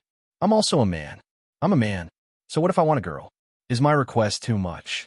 No, my request isn't at all. I want a girl with a big rump. The old man had been exasperated just a moment ago, but in the next breath his eyes immediately sparkled. By the way, do you like girls with big rumps? The old man squatted down and looked at Su Ming in high spirits. Su Ming fell silent. Why aren't you talking again? Why you? If you still don't talk, then I want 3 girls with big rumps. Su Ming sighed softly. Senior, if you do this, there will be no one to cut wood for you. Why? Let's not talk about this for now. You still haven't answered me. Do you like girls with big rumps? The old man seemed to feel that squatting down was too tiring. He grabbed the 3-legged white 3 and sat down on it. He quickly looked at Su Ming and waited for his answer. Su Ming fell silent. The figures of the 3 women appeared in his mind. After a long while, he shook his head, but no matter how much he shook his head, he could not shake off the sadness that filled his heart as the memories surfaced in his mind. The old man seemed to have noticed this sadness, and he fell silent as well. After some time, Su Ming lifted his axe and continued cutting wood. Bang, bang, bang. The sound echoed in the air and traveled out of the courtyard during dusk. It echoed in the village and also fell on a woman who was walking slowly towards the village under the setting sun. It was a woman dressed in a Taoist robe. She might be middle-aged, but her beautiful face still had a charming charm to it. When she walked towards the village, her expression was calm, but when she walked into the village, all the villagers who walked past her seemed to have turned a deaf ear to her, as if they could not see her. The wide Taoist robe seemed to have covered her body, but when she walked, her graceful movements made it seem as if the curves of her body under the Taoist robe would make people gasp in amazement. My fellow Taoists, you can pay as many monthly tickets as you have. This month, we will fight to the end. Chapter 1551. Since the previous night, when the 2 cultivators found him, Su Ming knew that the days after that would not be peaceful. It did not matter whether it was one Dao sect or a Jura clan. All those who wanted to search for him due to the 9th voice would appear one after another. Perhaps this was what Gutai hoped for, which is why the place where Su Ming lived could be said to be one of the safest places in all of ancient Zon. It was especially so for the old man in Su Ming's courtyard. It did not matter whether it was his personality or his words. Su Ming sometimes did not know what to say. That was why he actually hoped that more people who wanted to kill him would rush over as soon as possible so that he could experience just how strong the old man was. The banging sounds of wood being cut echoed in the courtyard. Gradually, the temperature that should have been summer during dusk turned cold. Snow floated down from the sky. The snowflakes were crystalline, and when they gradually fell, they landed on the 2 white dogs, Su Ming's robes, and the tip of the old man's nose. The old man shuddered. When he mumbled a few words under his breath, a fierce glare gradually appeared in Su Ming's eyes. The arrival of the snow was clearly not a natural change in the weather. It was a clear sign that a guest had arrived. It was especially so for the 2 white dogs. At that moment, they shuddered and looked towards the door of the courtyard. You're distracted again. The old man went up and patted Su Ming's head. With it, the fierce glare in Su Ming's eyes disappeared. Focus on cutting wood. Don't be distracted by the changes in the world around you. Cutting wood is a skill. I've been chopping wood for almost half of my life, but you've only been doing it for a short time." The old man put on an air of an old man. He hunched his body and tightened his jacket around himself. He lifted his head to look at the snow falling from the sky and grinned. "Haha, it's snowing well. This old man loves to see snow the most." Su Ming fell silent. He did not think about the old man's words in detail. Instead, he closed his eyes, and when he opened them, there was calmness in them. However, there was a hint of dullness in that calmness. It was as if Su Ming had become incredibly lifeless at that moment. He did not stand out in the slightest, just like a young man in the mortal world. He lifted his axe and continued chopping wood. The old man continued to jump around in the courtyard, patting the falling snowflakes. He seemed to be having a lot of fun. As for the two big white dogs, they were on high alert, staring at the door of the courtyard. Their expressions were grave, and they even subconsciously let out threatening whines. Su Ming still had his head lowered while he continued cutting wood. He remembered that when he and Gutai had first come, the old man had done the same thing. He had his head lowered while he cut wood without making a single sound. Before long, the sound of knocking could be heard coming from the courtyard's door. Thump, thump, thump. It was very rhythmic and seemed to be able to calm anyone who heard it. However, when the sound reached the courtyard, it immediately caused the two white dogs to whine even more intensely. Why aren't you opening the door? Didn't you hear someone knocking? Go and see who it is." As the old man patted away the snow, he turned his head around and spoke to Su Ming. Su Ming lifted his head and put down the axe. There was still no spirit on his face, and his eyes were dull. He walked to the door of the courtyard, and once he opened it, he saw a middle-aged woman dressed in a wide Taoist robe standing outside the door. She was incredibly beautiful, and when her gaze landed on Su Ming, she smiled faintly. Su Ming swept his gaze past the woman and asked with a frown, "Who are you looking for?" "You." A smile bloomed on the woman's face. Without waiting for Su Ming to speak, she walked past him and stepped into the courtyard. At the instant she did so, the old man who was patting away the snow suddenly froze. He stared at the woman with a dumbfounded expression, and saliva trickled out of the corners of his mouth. But he soon calmed down and quickly rushed into the house. The woman's smile grew wider because of the old man's actions. To her, the old man was just a normal mortal, and there was nothing special about him. She was also confident in her own looks, and she did not mind a mortal old man being infatuated with her looks. However, she was slightly curious as to why the old man had suddenly run back into the house. But this matter was too insignificant. The woman swept her gaze across the courtyard, and when her gaze landed on the two white dogs, she did not manage to find any clues. Then, she looked at Su Ming. "So, you're the third prince? It sure took a long time for people to find you hiding in this place, but this place is also extraordinary. The mountains have formed a natural rune that can prevent all divine senses from searching for you. There's also a layout to hide your life in this place. If you don't have enough power, it will be difficult for you to deduce the existence of this place." The woman only swept her gaze across the place, and she had managed to find some clues about it. It was clear just how great her level of cultivation was. "You even set up these runes in the courtyard. It's a little messy.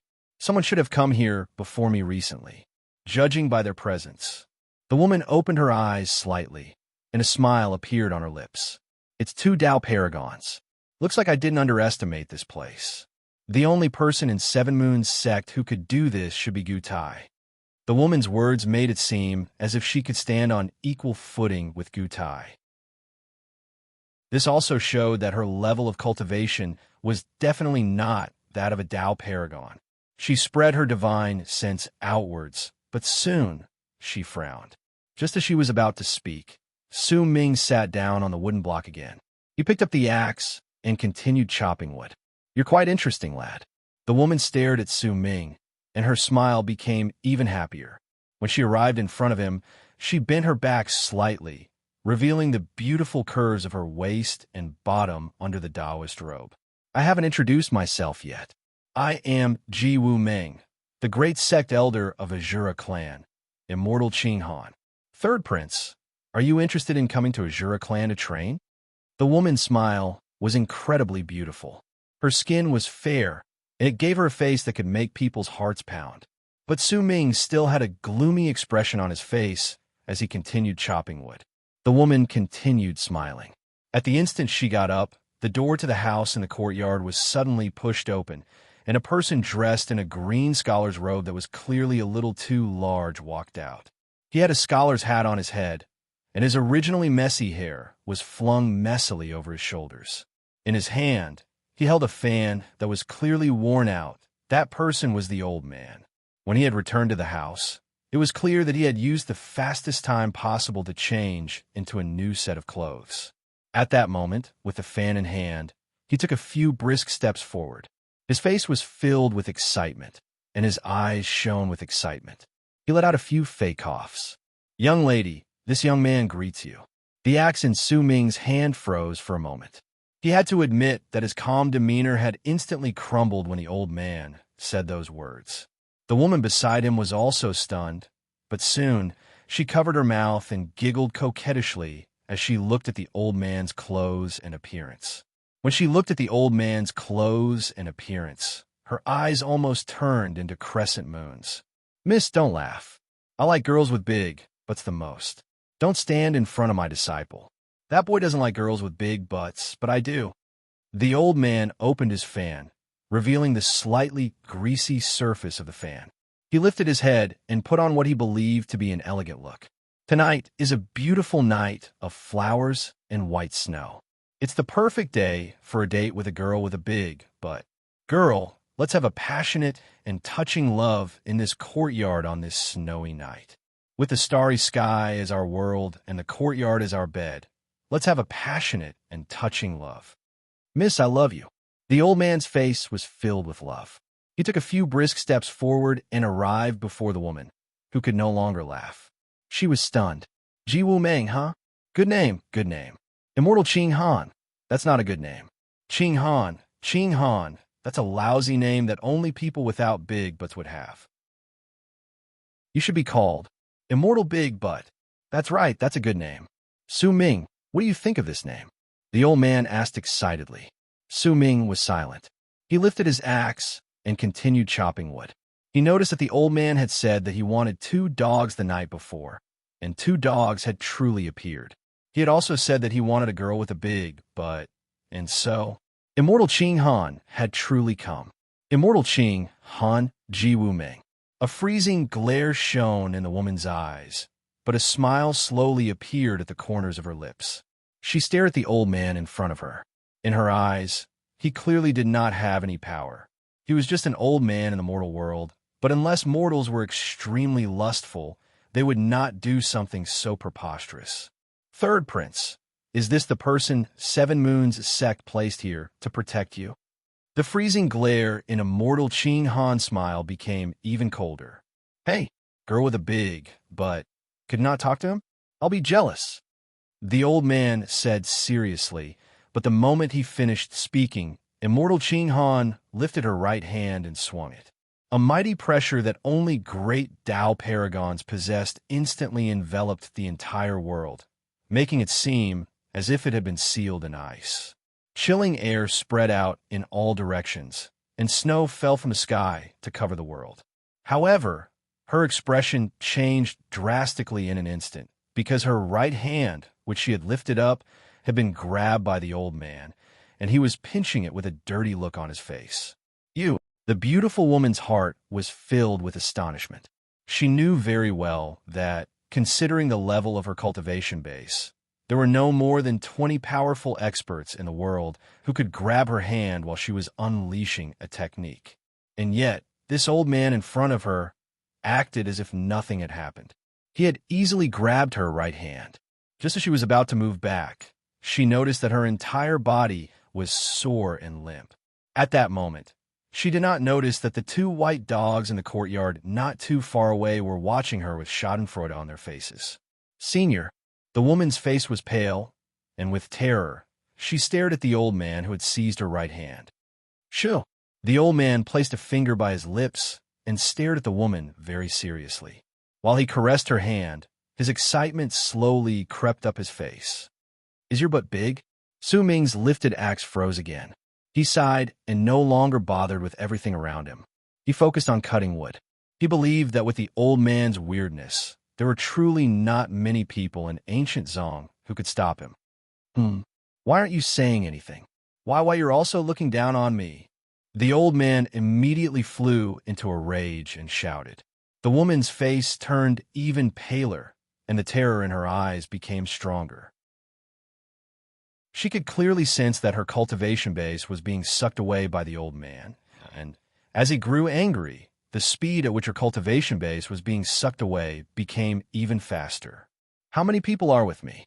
Damn it, we're going to get first place. Chapter 1552. A broken sword is a sword. Even if it is broken, even if it cuts you, you still have to charge forward viciously. A broken sword is a sword. Even if it is pierced, even if it is broken by the enemy, you still have to use the broken sword in your hand to stab into the enemy's heart.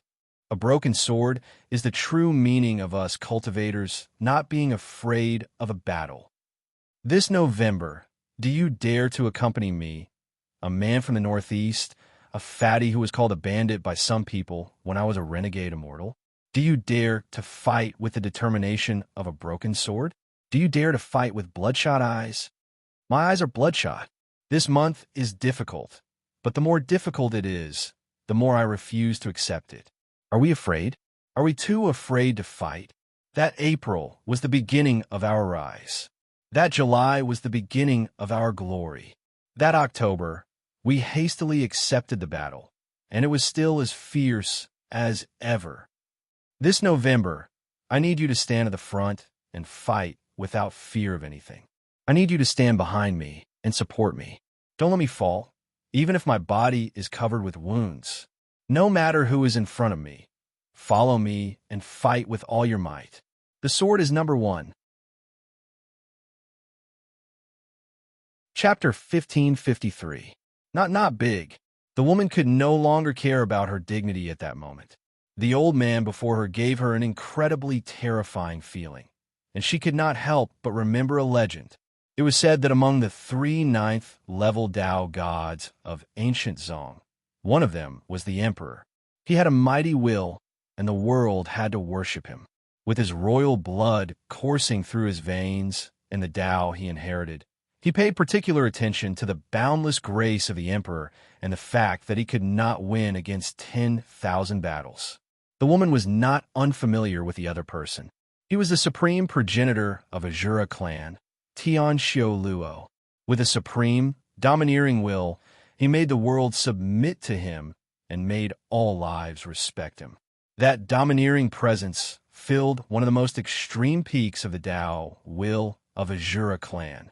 No one knew the name of the last person, but as one of the great sect elders of a Jura clan, the woman had met the progenitor of Tian Xiu Luo once in her life and listened to him expound on Tao. She knew some secrets that no one else knew, such as the name of the 3rd 9th-level Tao god. His name was Gu Hong. He was a loner, had a strange personality, and was temperamental like the ever-changing clouds. He was clearly different from the emperor and Tian Xiu Luo, and his emotions fluctuated slightly. In fact, when the progenitor of Tian Xiu Luo mentioned him, he was unable to remain calm. His emotions fluctuated slightly, and he only had one comment about the 3rd 9th-level Tao god. How utterly shameless. At that moment, as Ji Wuming's body trembled and her heart filled with terror, the name the Azura Dao's ancestor had once mentioned appeared in her mind. He was Tao God Gu Hong, who shared the same name as Tao God Gu Di and Tao God Tian Xiu Luo. Not big. The old man was momentarily stunned. He blinked, and a skeptical look appeared on his face. The moment he said those words, his left hand immediately went forward and slid into the woman's Taoist robe in an incredibly perverted manner. He touched her, and his eyes instantly went wide, as if he had touched something he could not believe. Why, how dare you lie to me? No. Ahem. I'll have to touch it carefully to know if it's real or fake. Don't even think about hiding it from me." The old man was originally about to explode in anger, but he seemed to have remembered something. His eyes suddenly sparkled, and he quickly let out a few dry coughs before he touched the woman's Taoist robe with his left hand. At this moment, the beautiful woman couldn't be bothered to be shy. At her age, what had she not experienced? It wasn't that she didn't want to resist such things, but it depended on the person, especially when she guessed the old man's identity. The fear in her heart made her forget to resist. In fact, she was a little unwilling to resist. "Oomph, you're indeed lying to me again. However, I'm a reasonable old man. How about this? I'll study it a bit more to see if you're really lying." The old man quickly touched it a few more times, a serious expression on his face as he pondered. Why can't I feel it? Sigh, I'm getting old. This won't do. In order to prove your innocence, I must study it more carefully." While the old man was enjoying himself, Su Ming automatically ignored everything around him. Whatever the old man wanted to do had nothing to do with Su Ming. Su Ming lifted the axe again, and every time he swung it down, he would cut the firewood in half. When about the time it takes for an incense stick to burn past, and a red flush gradually appeared on the woman's face, the old man reluctantly removed his hand from under the woman's Taoist robe. He glared at her, and it looked like he was about to spit fire. "Damn it, why you? I knew it. You're lying to me again. Is it but small? Is there any justice in this world? Is there any law in this world? The sun is watching from the sky, and you dare say that you're but as small?" The old man's anger surged to the heavens. As he spoke, he pointed at the sky, but at that moment, it was already late at night. The bright world could not be seen, and neither could the sun be seen, but the old man clearly did not care about these things. As he roared, the woman trembled even more violently. Most of her cultivation base had been sucked away by the old man, and the feeling of her body going limp caused a pleading look to appear in the woman's eyes. At that moment, she was filled with extreme regret. She hated herself for coming to this strange mountain village to cause trouble for Su Ming, or else she would not have run into this terrifying existence. Just as the woman was about to speak, the old man's anger seemed to have reached its peak, and he immediately roared at Su Ming. Su Ming, Su Ming, don't cut wood just yet. This girl with a big rump actually dared to lie to me. She clearly has a big rump, but she actually said it was small. Damn it, could it be that my hand is too small? No, this is an incredibly serious matter. I have to have a witness. Come, throw away your axe, and come here to touch it. Then tell me whether it's big or small."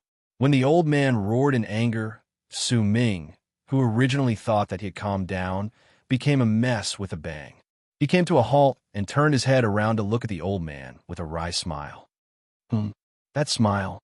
Boy, could it be that you also like this girl with a big rump? Looks like we are indeed fated to meet. I didn't feed you, drink you, and give you a white dog in vain.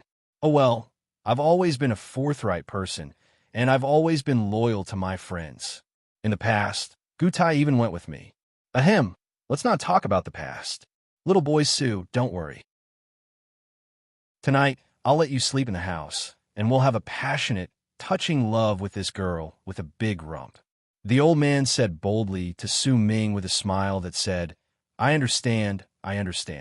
When the woman heard this, her face turned stark pale, but there was not much fear on her face. She was only afraid of how she could escape from the old man. Just as Su Ming was about to open his mouth to explain the old man's misunderstanding, the two white dogs' gazes met each other when the old man turned around.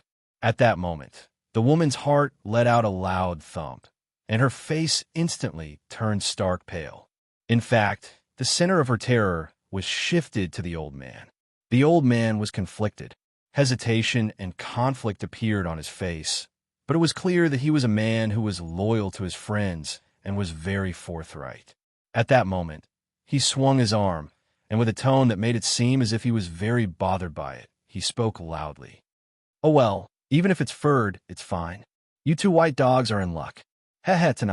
Tonight, once we're done talking about love, I'll let you have a taste of love.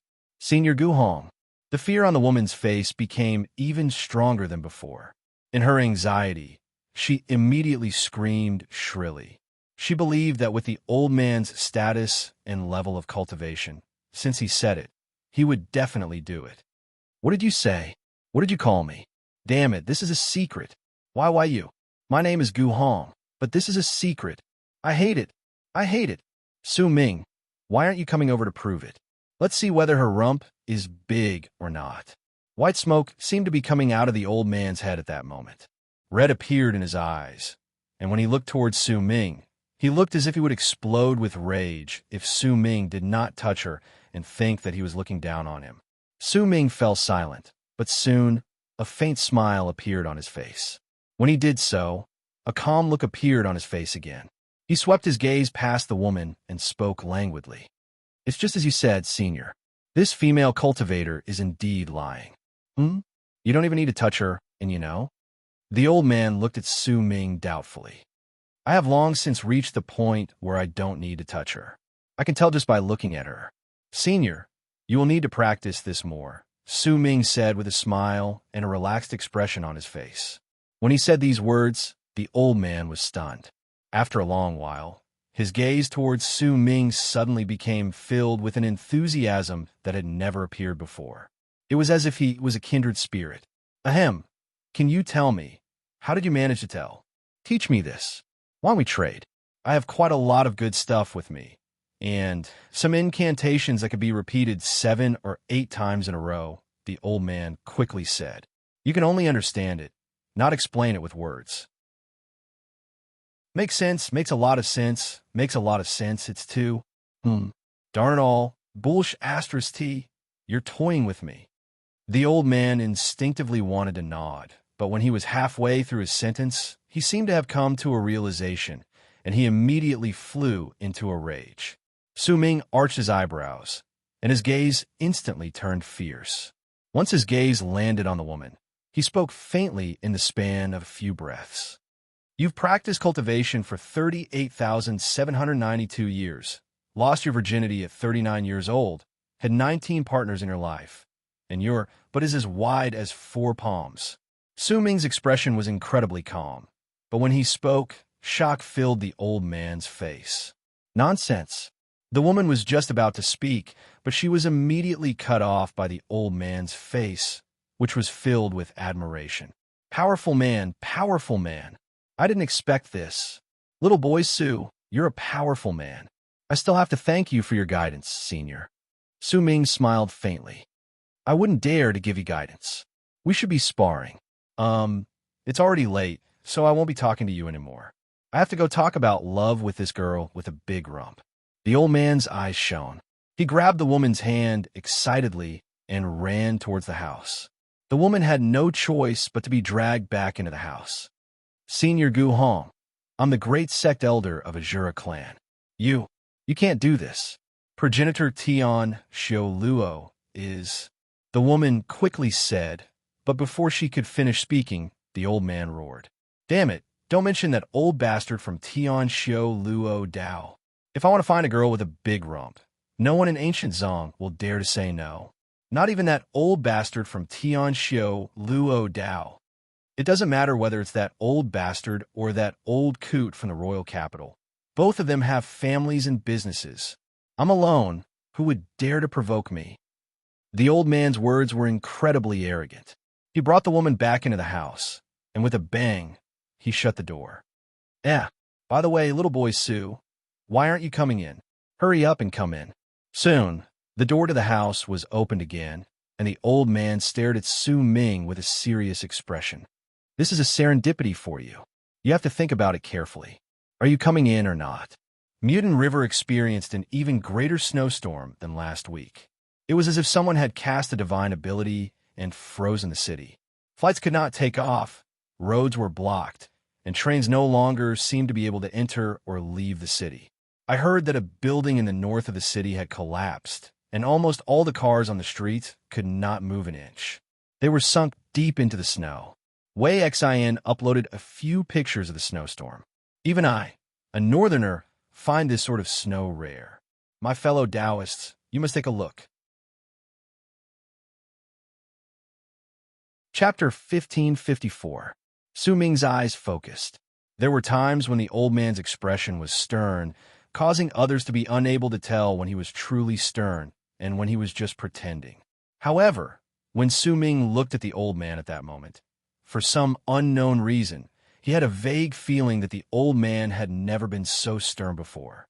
It was as if this was indeed the serendipity the old man had mentioned. In silence, a contemplative look appeared in Su Ming's eyes. The old man did not speak. Instead, he returned to the house.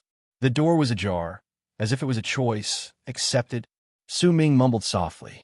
The ajar door was a very simple notification. Once he stepped through it, it would mean that he had joined the sect and become the old man's disciple.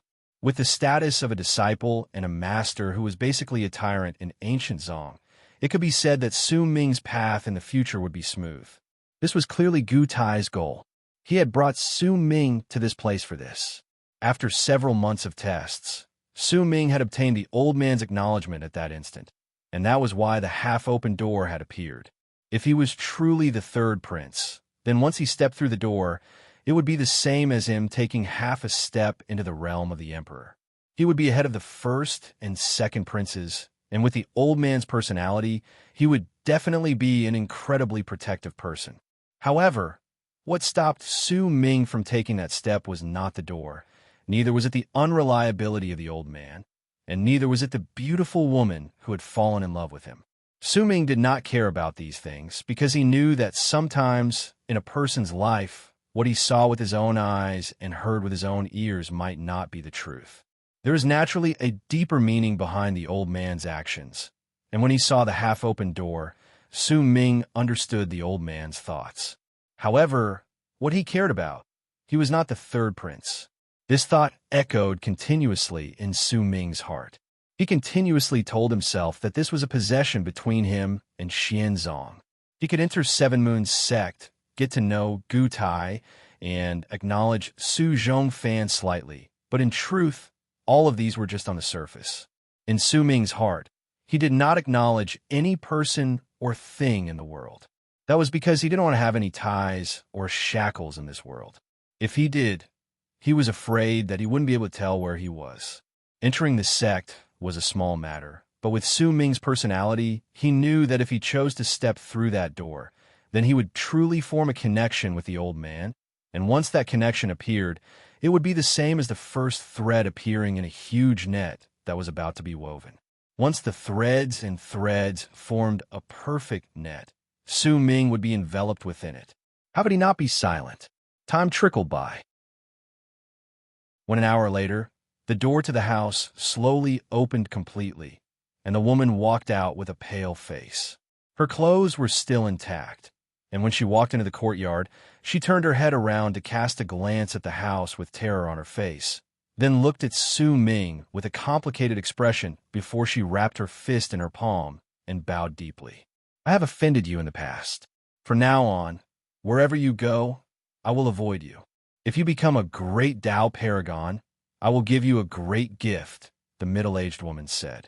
Once she bowed deeply again, she turned into a long arc that charged into the sky and instantly disappeared. Once the woman left, the old man walked out of the house and sat down on the doorsill. There was no longer any playfulness on his face. Instead, he sighed softly.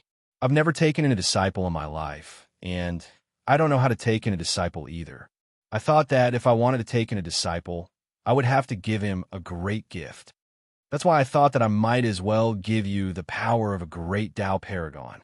Once you absorb Ji Wu Meng's cultivation base, I will transfer it to you. With my help, even if you can't become a great Tao paragon, you will still be able to reach Tao Immortal Realm. I don't believe that you don't understand. Why did you refuse? The old man sat on the doorsill. When he spoke, he brought out his tobacco pipe and stared at Su Ming in the middle of the night. Su Ming was silent. He did not know how he should explain it. Over the months he spent with the old man, he had come to like this sort of life. He liked cutting wood like this, and he could tell that the old man did not harbor any hostility towards him. Instead, it gave Su Ming a very warm feeling.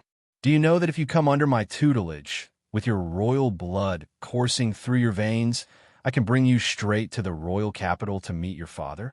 Once I tell him what I want, even if he is the emperor of ancient Zong, he will still agree to let you become the heir.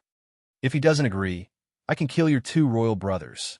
Even if that bastard Tianxiu Luo tries to stop me, if he dares to say no, I won't be able to kill him, but I can destroy a Jura clan. Do you know what sort of serendipity you are refusing? This is the first time I'm taking in a disciple, and it's the first time I've thought about it seriously ever since I started practicing Tao. I've thought about it for a long time, about how I should prepare serendipity for my disciple, and how I should help him reach the peak of ancient Zong. With me as your master, you might even be able to reach the 9th level of Tao Divinity Realm. Why did you refuse me? You rejected a pitiful old man like me, a lonely old man. How could you bear to do that? As the old man spoke, he sighed repeatedly. Those two white dogs were originally prepared for me as your spirit beasts in the future, because in my eyes, all the spirit beasts in ancient Zong are not worthy of being my disciples. The spirit beasts by my disciples' side must be cultivators who have turned into spirit beasts. Only then would they be arrogant enough. But you, why you? How dare you refuse me? You look down on me. The old man glared at Su Ming.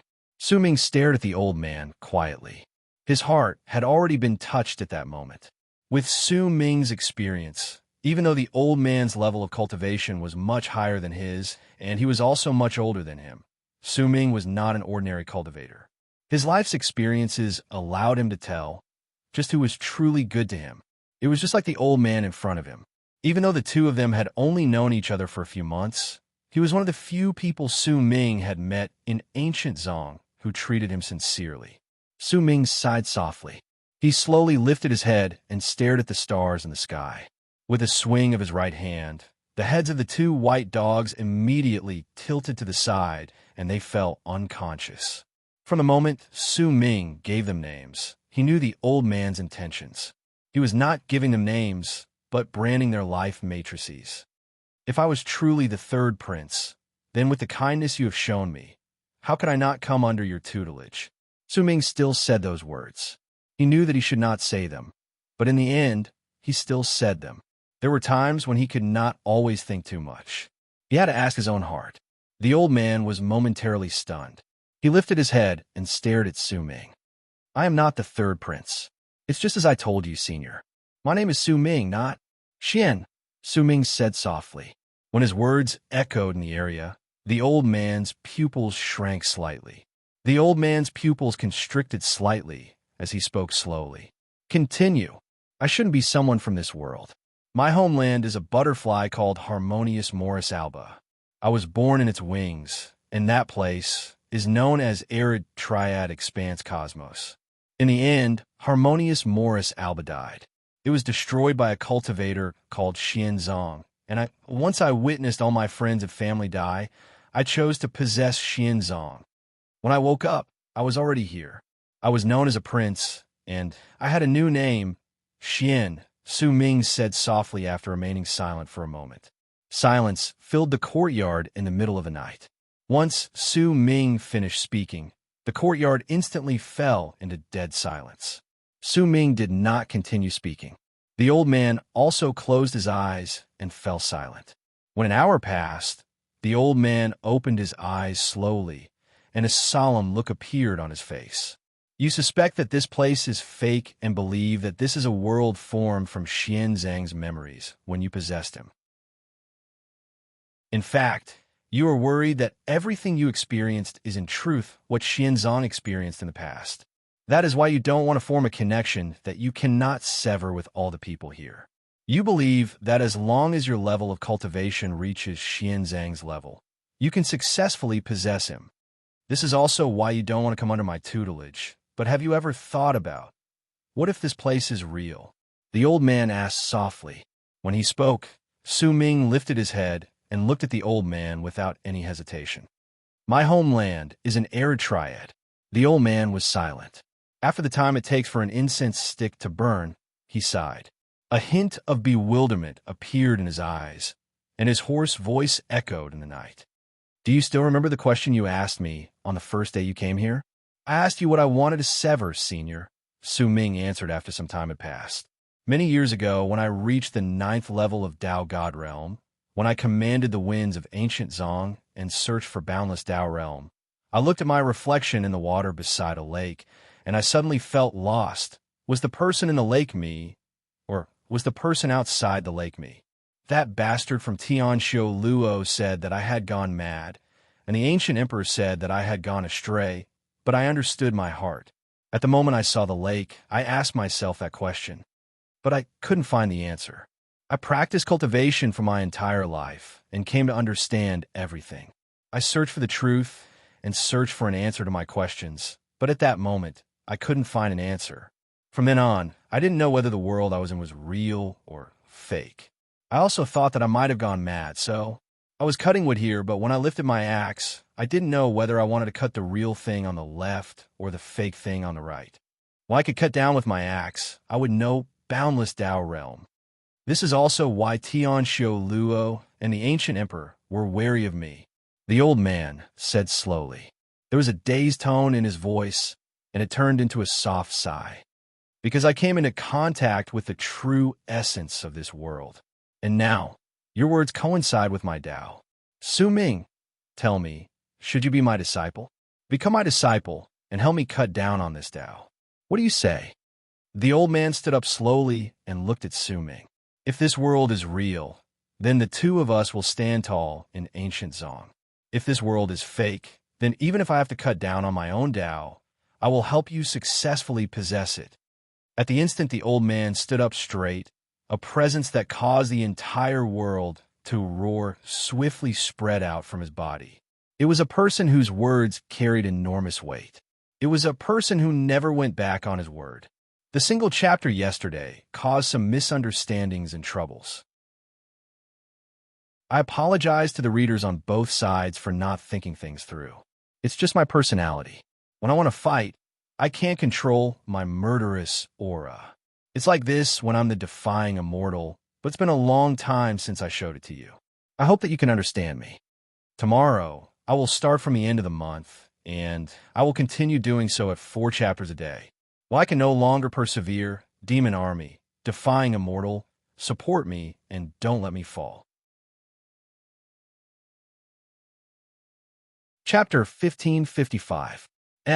Aren't you going to acknowledge me as your master? The old man stood there for a long time. In the darkness of the night, he stood tall and straight, emanating an aura of supremacy.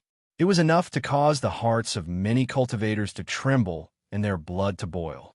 However, his presence spread out for the time it takes for half an incense stick to burn, but Su Ming was still silent.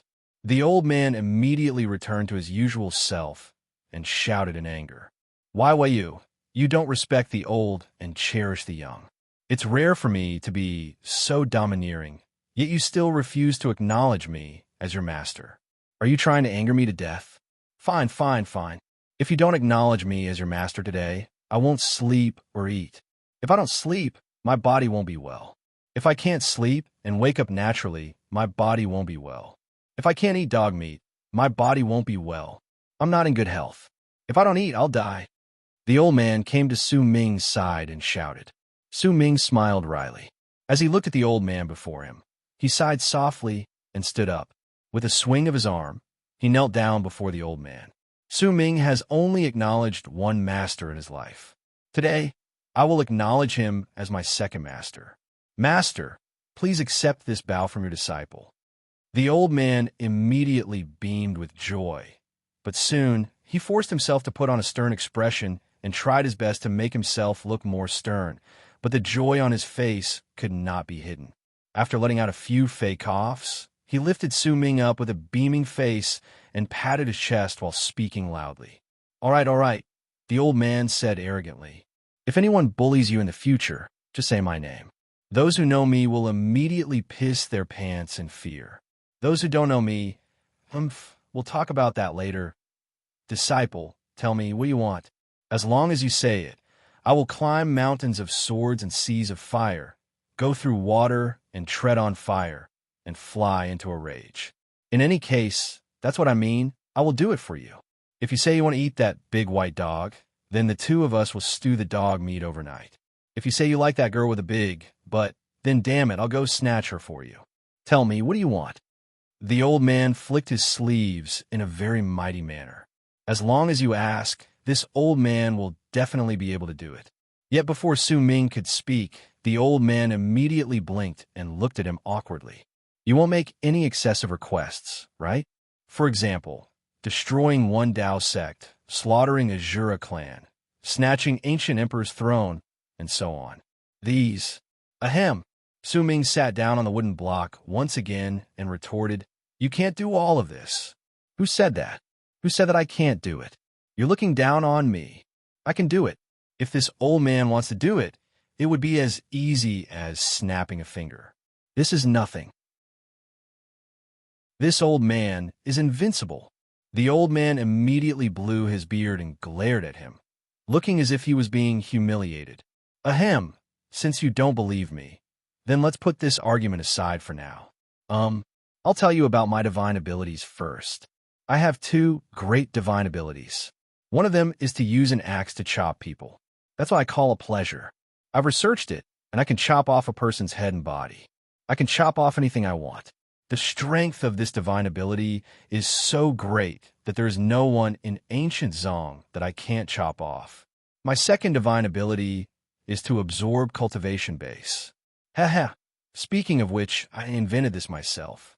When I talk about this divine ability, I have to say that when I was still a teenager, there were plenty of people around me who had better potential than me, lived better lives than me, and had higher levels of cultivation than me.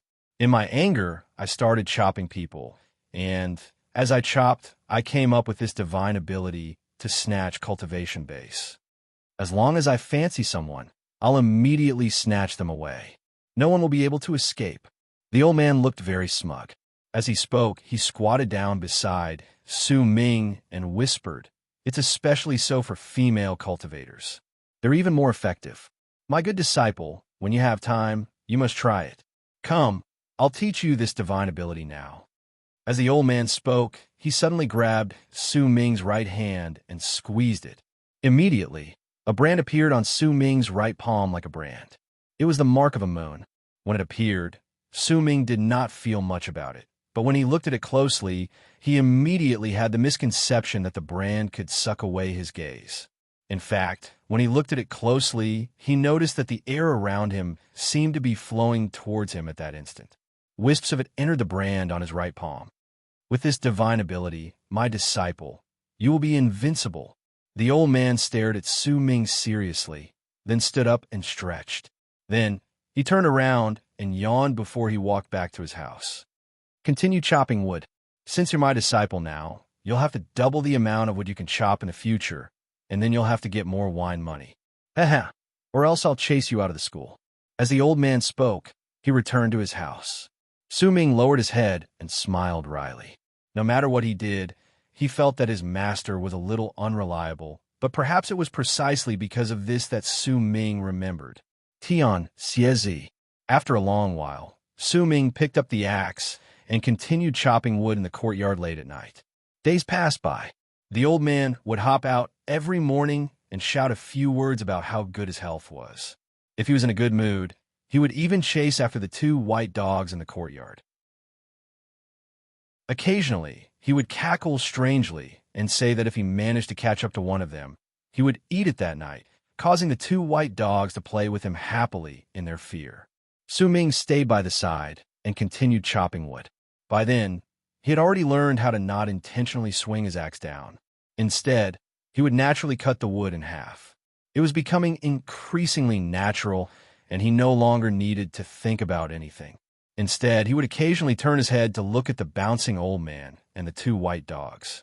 After a long time, when the two big white dogs were being chased like this every day, they almost forgot that they were once cultivators. They gradually realized that the old man was just a big thunder and small raindrops, as if he didn't really have any intention of eating them. Thus, in the next few months, the two big white dogs mostly just dealt with it. Then, one day, the old man flew into a rage and shouted something that caused the two white dogs to shudder. They howled and ran with all their might. You two lackeys, do you think I don't know that you've been slacking off over the past few months? All right, My disciple won't let me eat you, but I can *CK you up. Darn all, whoever I catch today will sleep with me in my house." The old man's fierce words not only caused the two white dogs to shudder, but also stunned Su Ming for a moment, even though he was already used to the old man's occasional shocking words. He suddenly realized that he could never underestimate this master of his. When you thought you understood him, you would always find that he had too many hobbies that you could not imagine. For example, White 3 let out a shrill scream of pain at that moment, and just as it was about to be caught by the old man, Su Ming quickly turned around and continued chopping wood. In the blink of an eye, Su Ming had already spent a year with the old man. It had been peaceful, but the number of white dogs in the courtyard had increased from 2 to 5. As for the remaining 3 dogs, one was called White 4, one was called White 5, and the last one was also called White 3. Hence, every single time Su Ming called out to White 3, the 2 white dogs would immediately run over. As for the 3 white dogs behind them, one of them came from one Dao sect, and the other were from Azura clan. Another half a year passed in this manner, and Su Ming received a letter from Gu Tai. They had already found the general area where the space whip was. In about another month, they would be able to find its precise location, and Su Ming was asked to make preparations to be relocated to it. Su Ming originally thought that he would continue spending the month in peace, but on the 5th day before he left, when the sun was shining brightly in the afternoon, someone knocked on the door to the courtyard. Almost at the same time the door to the courtyard was knocked, the old man who was skipping after White 5 frowned slightly. Su Ming had already stood up and walked to the side of the courtyard's door. "The bastard is here. Open the door for the bastard." The old man snorted. Su Ming's expression remained the same, but his eyes focused slightly. When he opened the door to the courtyard, he saw a man standing at the entrance. He was a middle-aged man dressed in a long white robe who looked very calm. His black hair danced in the wind, and when he stood there, he gave off a feeling that no matter where he was, as long as someone saw him, they would be unable to help themselves and ignore everything else around them. It was as if he was the only person left in the world. Su Ming stared at the middle-aged man in front of him, and the man stared back at him. His eyes were very clear, and there was not a hint of emotion in them. He smiled faintly at Su Ming. Su Ming's expression remained the same. He did not speak, but instead turned around and walked to the wooden block. He sat down, picked up the axe, and continued chopping wood. With a smile on his face, the middle-aged man stepped into the courtyard, but at the instant his foot landed, even though not a hint of aura spread out from his body, the courtyard looked as if it had distorted in time. It instantly became dark, and even the light in the sky disappeared. It was as if the middle-aged man was the only person left in the world. This was a domineering presence that was not obvious or strong, but was incredibly domineering. If it was revealed to the world, then it would mean that it was shallow, but once it was restrained, it would be an extremely domineering presence that could cause a person's heart to be in an extreme state of mind, just like the middle-aged man. When he walked into the courtyard, he did not speak. Once he swept his gaze past the 5 white dogs, he did not look at the old man. Instead, he came in front of Su Ming and watched him lift the axe to chop wood. "Not bad. Back out of the fight for the throne, and I will give you the title of Immortal of the World, or else it will be difficult for you, for me, and for him," the white-robed man said flatly. He did not spread any domineering aura outwards, but in Su Ming's heart, his words turned into thunder. As they rumbled, they seemed to replace his entire mental world and charge towards Su Ming's will, creating an invisible bang against the wills of the 4 great true worlds. Su Ming's grip on the axe froze. He lifted his head slowly and looked at the white-robed man before him coldly. "Are you looking down on me? Today, the first of the 4 night watches." Chapter 1556. When Su Ming said those words, the gloomy expression that had appeared on the old man's face due to White 5's refusal to cooperate instantly disappeared and turned into laughter. "Not bad, not bad. As expected of my obedient disciple. That tone of yours is really domineering." The old man let go of White 5's tail, placed his hands behind his back, and arrived beside Su Ming. He stood beside him and stared at the white-robed man, who was smiling in surprise. "Old bastard, what are you doing here?" the old man shouted angrily. When he said those words, the white-robed man immediately frowned. In all of ancient Zong, only the person in front of him would dare to speak to him in such a manner. The old man glared at him and shouted loudly, "Oh my, you're frowning? Even if you frown, you're still an old bastard." The white-robed man stared at the old man coldly. After a long while, his frown disappeared, and he said faintly, "We're old friends, so can you stop saying such horrible things every time you open your mouth? You old lunatic! You bastard!" The old man glared at him. In fact, he even rolled up his sleeves and shouted. The white-robed man shook his head. His gaze landed on the entrance to the courtyard. He swept his gaze over it calmly before speaking languidly. "Han Yu, come in. This is the person I want to bring you to meet." As the white-robed man's voice rang out, a figure walked out from outside the courtyard. It was a woman with long, black hair that draped over her shoulders. She wore a white robe, and her features were extremely beautiful. The tranquility in her eyes gave off a very elegant and comfortable feeling. She was clearly a very gentle woman. Her skin was fair, and she looked to be in her 20s. Once she appeared, she slowly walked into the courtyard and bowed respectfully towards the old man. "I am Han Yu. Greetings, Senior Gu Hong." Su Ming's expression remained the same. Not many changes could be seen on him. He lifted his axe and continued cutting wood. No matter who appeared in the courtyard, Su Ming would not pay too much attention to them, even if he had already guessed the white-robed man's identity. The sounds of wood being cut echoed in the air. At the instant the old man saw Han Yu, the frivolous look on his face disappeared, replaced by a hint of solemnity. "Is she the baby from all those years ago?" The old man remained silent for a moment before he spoke slowly. Even his voice was different from before, causing Su Ming to turn his head sideways to cast a glance at the old man as he continued cutting wood. "Han Yu, show me your right arm." When the white-robed man spoke flatly, Han Yu's face turned slightly red. She cast a glance at Su Ming, then lowered her head and lifted her right sleeve, revealing her elbow. There was a red birthmark on her fair skin. The old man looked closely at the birthmark for a moment, then stood there silently. He sighed softly, and his face was no longer filled with madness. Instead, it was calm. He looked deeply at the woman, Han Yu, and then looked back at the white-robed man with a complicated expression. "I might not agree with your Tao, but I have to say that your Tao is indeed astonishing." The old man shook his head, then went to Su Ming's side and patted his shoulder. "Go pay your respects to this old bastard. You should already know who he is."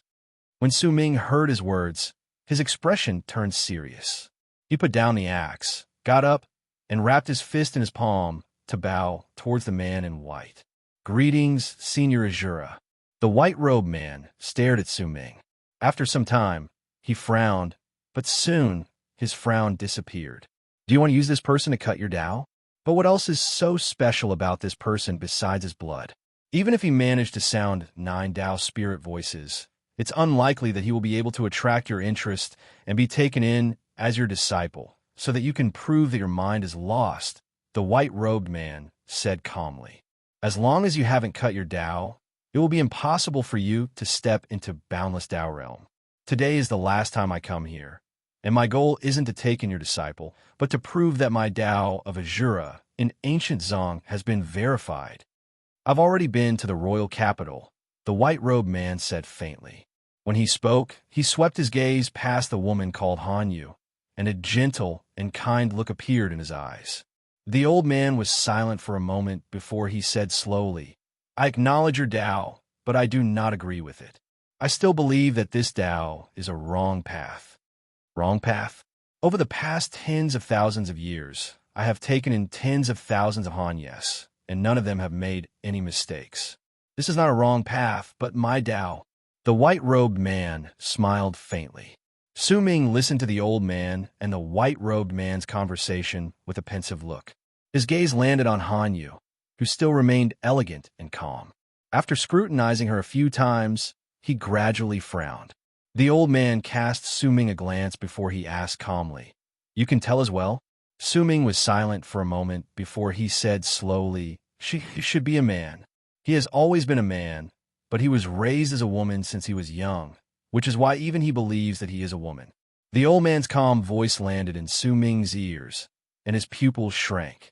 "This also proves that my Tao is the great Tao." The white-robed man swept his gaze past Su-ming before his eyes landed on the old man.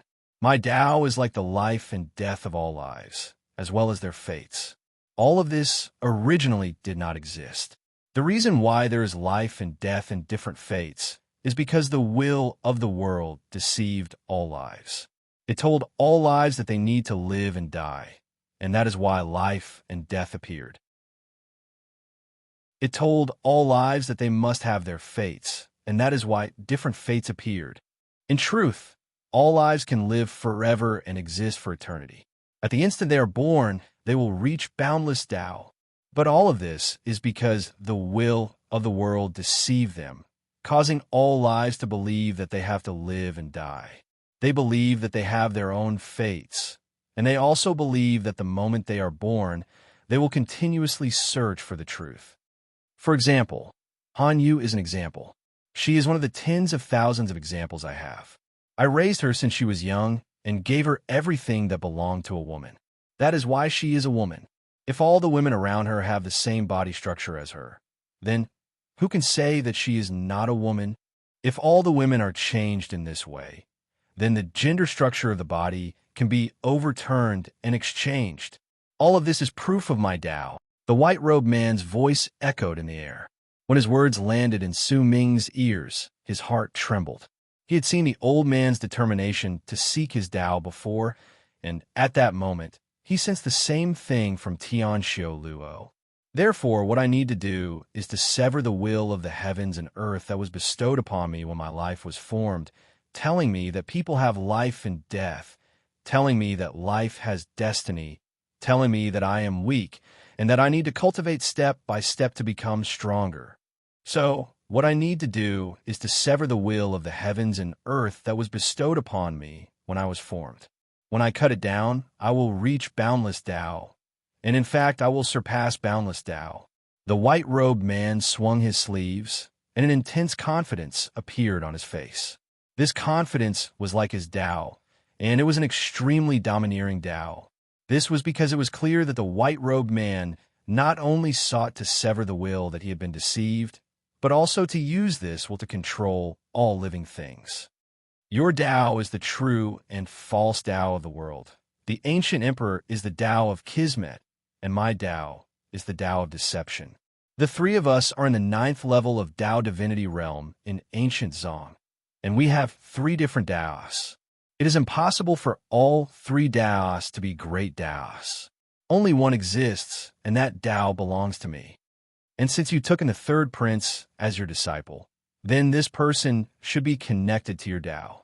Oh well, I will take in the 2nd prince as my disciple and have him inherit my Tao. Surely, the eldest prince, who is the most valued by the ancient emperor, chose one Tao sect because one Tao sect and the ancient emperor's Tao share the same Kismet. Once I return to Azura clan, I will enter isolation for 1,000 years. When I come out after 1,000 years, if you are still as you are now, then you will die. If the ancient emperor still hesitates, then he will also die. Ancient Zong might no longer need the royal family. What do you think of ancient Zong sect or ancient Zong sect? The white-robed man smiled faintly. With a step forward, he walked past Su-ming and towards the door of the courtyard. Behind him, Han Yu followed with her head lowered. Her expression was still elegant and calm. When the two of them walked out of the courtyard and disappeared, the courtyard was silent. Su-ming did not speak. The old man stared at the night sky in a daze and did not speak for a long time. The silence lasted for the time it takes for an incense stick to burn, and the old man shook his head. It's easy to cut down one's Tao, but if you cut it wrongly, you will have made a mistake for your entire life. The process of hesitation is not hesitation, but a form of searching and seeking the Tao. Why is there a need to be in a hurry to cut it? Why is there a need for one person to cut down their Tao, so that the other two will have to cut their Tao as well? Fatigue appeared on the old man's face. When he turned around, he walked into the house. Su Ming walked on the wooden stump with a contemplative look in his eyes. Regardless of whether it was the old man or the white-robed man, they were both people who stood at the peak of ancient Zong. Once Su Ming thought about their Tao, he could not help but think of his own Tao. "What is my Tao?" Su Ming mumbled softly. "Speaking of which, it's rather similar to Tianxiu Luo's Tao. It's also similar to the old man's Tao. As for the Kismet, since I sensed it in harmonious Morris Alba, I agree with it as well," Su Ming said softly. When he closed his eyes and thought back on his life, he found that he could not figure out what his Tao was. "Perhaps I don't have a Tao. There is only one path in front of me, a path to make the familiar faces in my memories come back to life and make them smile. For this, I can do whatever it takes." Su Ming's eyes flew open, and the resolve in them shone. "My fellow Taoists, during the last few days of the month, please check your personal centers. There might be some monthly votes that you haven't discovered yet." Chapter 1557. Time trickled by, and 7 days passed. The old man did not walk out of the house, causing the courtyard to lose its usual liveliness. Only the sounds of Su Ming cutting would continue echoing in the air every single day. He would occasionally turn his head around to look at the house. In silence, there was a hint of worry on his face. Tianxiu Luo's arrival and departure, as well as the words regarding Tao, did not affect Su Ming greatly. It was clear that there was some sort of pressure that Su Ming could not understand to the old man. That pressure had nothing to do with life and death. It was a determination towards Tao, or rather, it was an invisible battle of arts. It was a battle of arts between 3 9th-level Tao gods in ancient Zong. When the sun set on the 7th day, Su Ming gently placed his axe to the side. He had sensed Gu Tai's call. With a flip of his hand, the jade slip appeared on his palm. It shone with an increasingly brighter light. It was a sign that a relocation was about to be activated. Based on their agreement, when the relocation began, it meant that Seven Moons Sect had almost accurately located the location of the Space Whip. They only needed to wait for Su Ming to go over, and the entire Seven Moons Sect would attack and help him obtain the Space Whip. When Su Ming stared at the relocation light from the jade slip in his hand, he quietly put it away and stood up. He went to the door of the house and stood there quietly. After a long while, he wrapped his fist in his palm and bowed deeply. "Master, I will be leaving. Once I leave, I don't know when I will return," Su Ming said softly. The year they had spent together had allowed Su Ming to get used to the peace in the place. He was also used to the old man's personality, so when he left, he felt slightly reluctant to part with him. It could be said that the year Su Ming spent in the courtyard in the ordinary mountain village was the calmest he had ever been in ancient Zong. The door to the house was slowly pushed open, and the old man walked out. He looked slightly older than he was 7 days ago. His eyes shone with a wise and far-sighted light. He stared at Su Ming, and a kind smile gradually appeared on his face. "Go. This is not a place for you to stay for long. Take the 5 dogs away. I hope that the next time I hear your name, you will already be a Tao paragon." The old man said softly while staring at Su Ming with a smile. Su Ming stared at the old man before him.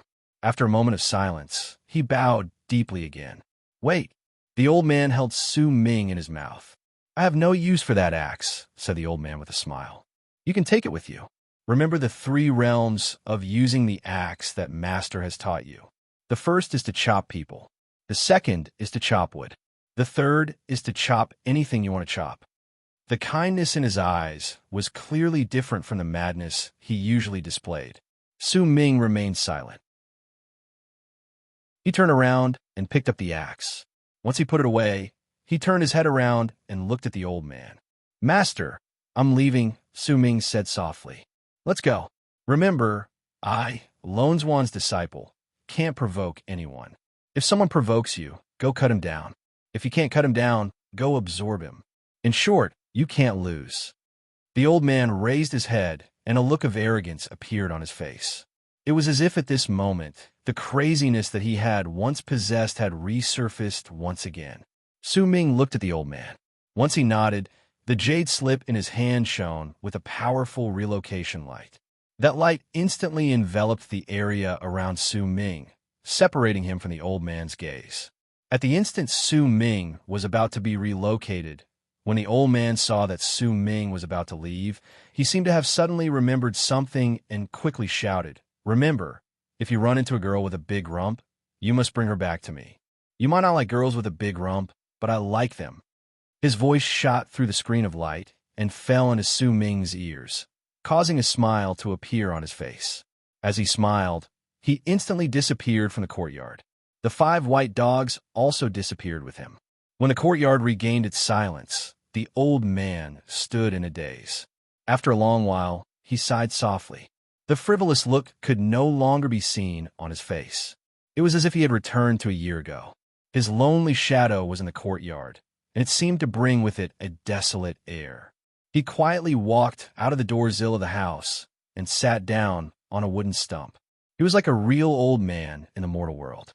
When the sun set and the sky gradually turned dark, he brought out his tobacco pipe and quietly took a few puffs.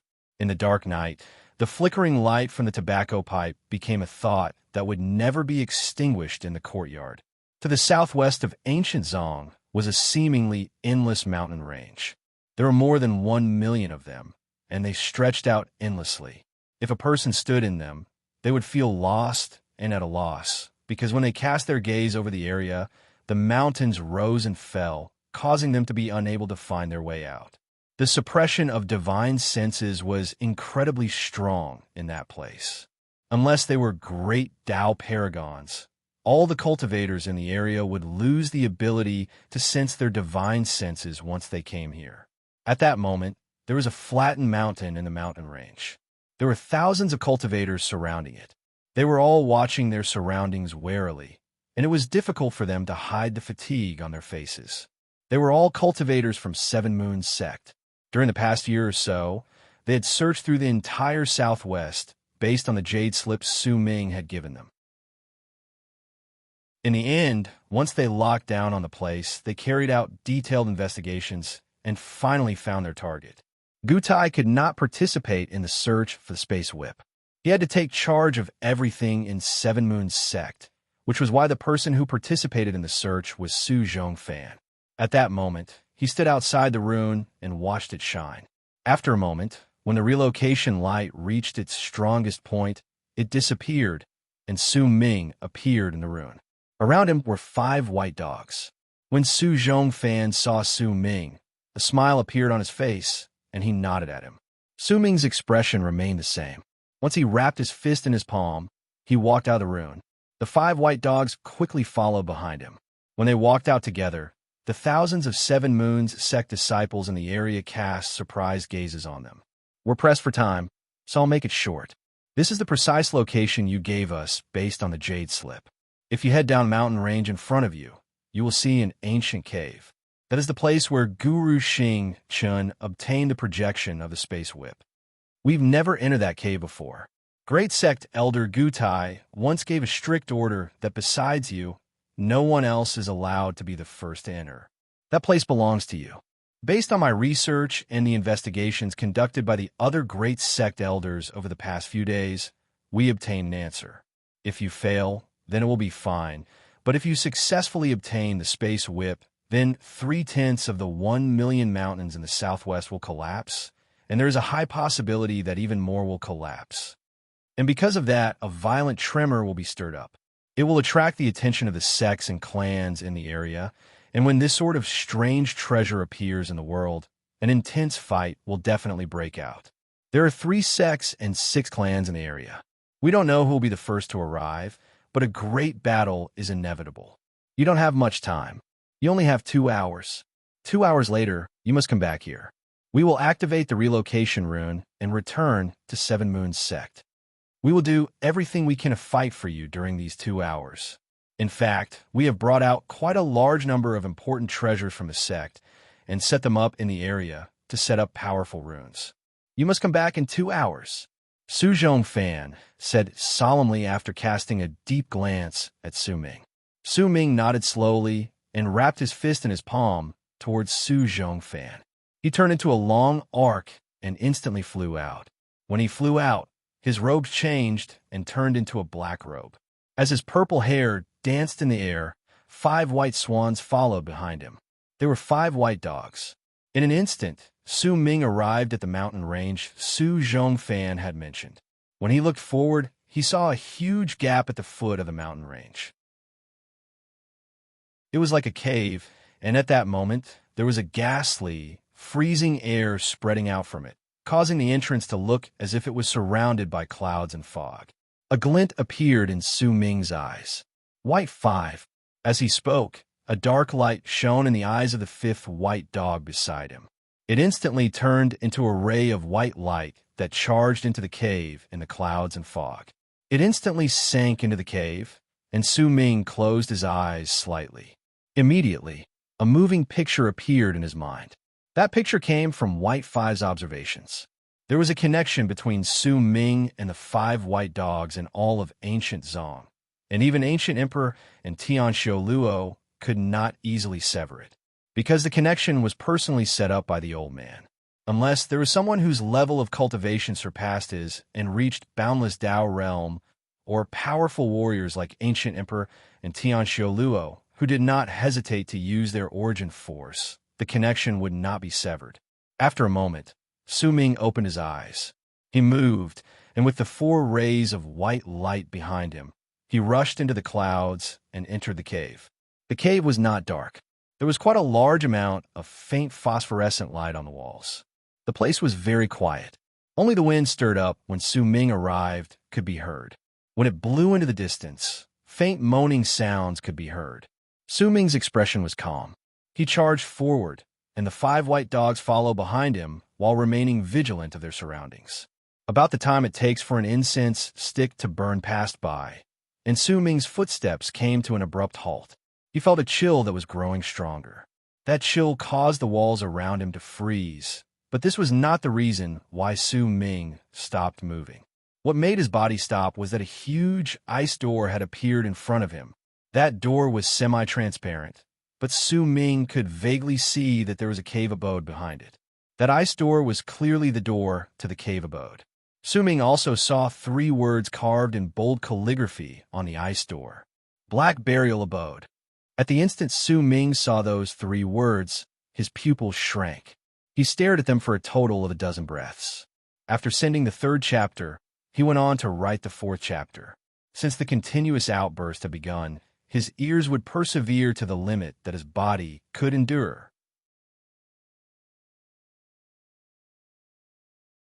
Chapter 1558. Break the Door. When Su Ming said those words flatly, a brilliant light shone in the eyes of the 5 white dogs behind him. They were powerful Dao paragons from one Dao sect and Azure clan. All of them were at the same level as Su Zhongfan, and if they were placed in any sect or clan, they would be great sect elders of an area. If the 5 of them worked together, then to a certain extent, they could even change the trajectory of a sect. Right then, they were forced to follow Su Ming. They were originally filled with anger, but they did not dare to show even a hint of it. When Su Ming said those words, the 5 white dogs immediately charged forward. They might have the bodies of animals, but when they left, their cultivation bases had been completely restored. Besides having their lives and deaths in Su Ming's hands and having their bodies changed, their levels of cultivation had not changed in the slightest. The full-powered attacks from the 5 white dogs were equivalent to 5 powerful Dao paragons attacking at full power. Booming sounds instantly reverberated through the cave, creating endless echoes. When the people outside the mountain heard it, it sounded as if someone was roaring. Cracking sounds of time immediately came from the ice gate. At the instant it did so, Su Ming's pupils shrank. The moment the cracks appeared, they immediately returned to normal. It was as if even if the 5 Dao paragons attacked together, they would not be able to break the gate. However, there was a row of simple and unadorned characters on the ice door. If you wish to come under my tutelage, then bow 3 times and kowtow 9 times. Those who are fated with me may enter. Su Ming stared at the row of words.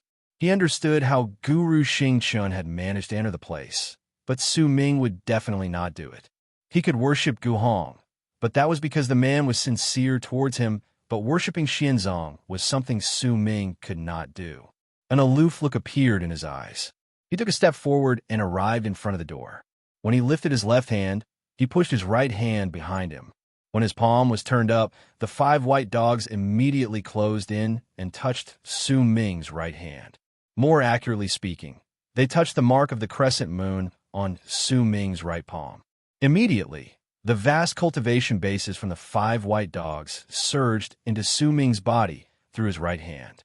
At the same time, a dark light shone in Su Ming's eyes. At the instant he pushed his left hand against the ice door, he spoke faintly. Time reversal. He wanted to use his cultivation base to reverse the time when the ice gate was formed. He wanted to turn it back to countless years before it was formed. Su Ming did not know just how much time he could reverse, but this was the only way for him to break the gate. Time passed, and the air around Su Ming seemed to distort. It was a sign of time flowing backwards. Soon, a reflection appeared on the ice gate, but it was not Su Ming, but Guru Xingchun. Based on the reflection, it could be seen that Guru Xingchun had been in this place many years ago and had kowtowed repeatedly towards the door. Then, when Guru Xingchun's body disappeared, White 5 shuddered and fell down. All of his cultivation base had been sucked away. Once he fell down, he immediately circulated his cultivation base so that he could recover as quickly as possible. After all, the cultivation base that was sucked away did not remain in Su Ming's body, and neither did he destroy White 5's foundation. Only by destroying his foundation could he turn White 5's cultivation base into his own, which was why this method of borrowing White 5's cultivation base would not leave too much of an impression on White 5. Time flowed once more. When the white dogs behind Su Ming fell down one after another, the ice gate in front of Su Ming suddenly became thinner. After a moment, it looked as if there was only a layer of skin left on the ice gate, and when it disappeared, a glint appeared in Su Ming's eyes. He saw a scene that no one else could see. In it, Su Ming saw the back of a person dressed in black robes. That person had his right hand lifted, and he looked as if he was lifting his sleeve in the direction of the empty spot where the ice gate was. Su Ming would never forget that person's back. It was Xianzong. Su Ming's expression did not change much. In fact, he only cast a glance at the picture before he immediately took a step forward and entered the cave abode in an instant. At the instant he did so, the ice gate behind him appeared once more. It was as complete as before, and the chilling air it exuded was chilling, but no matter what, Su Ming was already standing in the cave abode. He swept his gaze across the area, and the first thing he saw was a huge, ancient mirror right in front of the cave abode. There was a cushion on the other side of the mirror. There were 6 chambers around him. At that moment, 3 of them were open, and the remaining 3 were sealed. When Su Ming averted his gaze, he arrived outside the first sealed chamber. After a moment of pensive silence, he lifted his right hand and pressed it against the stone wall. But the instant he did so, a layer of ripples appeared on the stone wall. As they spread out, the stone wall gradually became transparent. It allowed Su Ming's gaze to pierce through the stone wall and see his skeleton sitting cross-legged in the chamber. Right before that skeleton was a gigantic medicinal cauldron. It was as if this person had been creating pills even before he died. There were also some shelves in the chamber, and there were quite a number of medicinal pill bottles placed on them. However, most of them were slanted, and there were quite a number of broken medicinal pill bottles on the ground. Many medicinal pills were scattered all over the place. But there were also some intact ones. They might not be many, but based on the light shining on them, Su Ming could tell that they were extraordinary. A glint appeared in Su Ming's eyes, and he frowned. When he lifted his right hand, the ripples on the stone door to the chamber froze and turned back into a stone door. He could no longer see what was inside. It's a pity that I can't continue using the power to reverse time with my current level of cultivation. I can only use the remaining power when I go out. In pensive silence, Su Ming walked to the second sealed chamber and lifted his right hand as well. At the instant he touched the stone door, ripples spread out and it became transparent. It allowed Su Ming to see a skeleton in the chamber. It clearly belonged to a woman. She was sitting cross-legged, and in front of her was a feng shui compass. It was missing a corner, as if the woman had used the last of her strength to repair the feng shui compass before she died. Su Ming stared at the feng shui compass, and as he did so, a dark light shone in his eyes. If the feng shui compass was magnified several times, it would be the feng shui compass where Xianzong had been sitting cross-legged in Su Ming's memories. In silence, Su Ming lifted his right hand and walked to the final sealed chamber.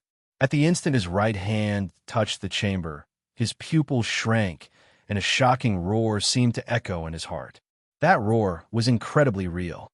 When the ripples spread out from the stone door and it became transparent, Su Ming finally saw who was roaring in his heart.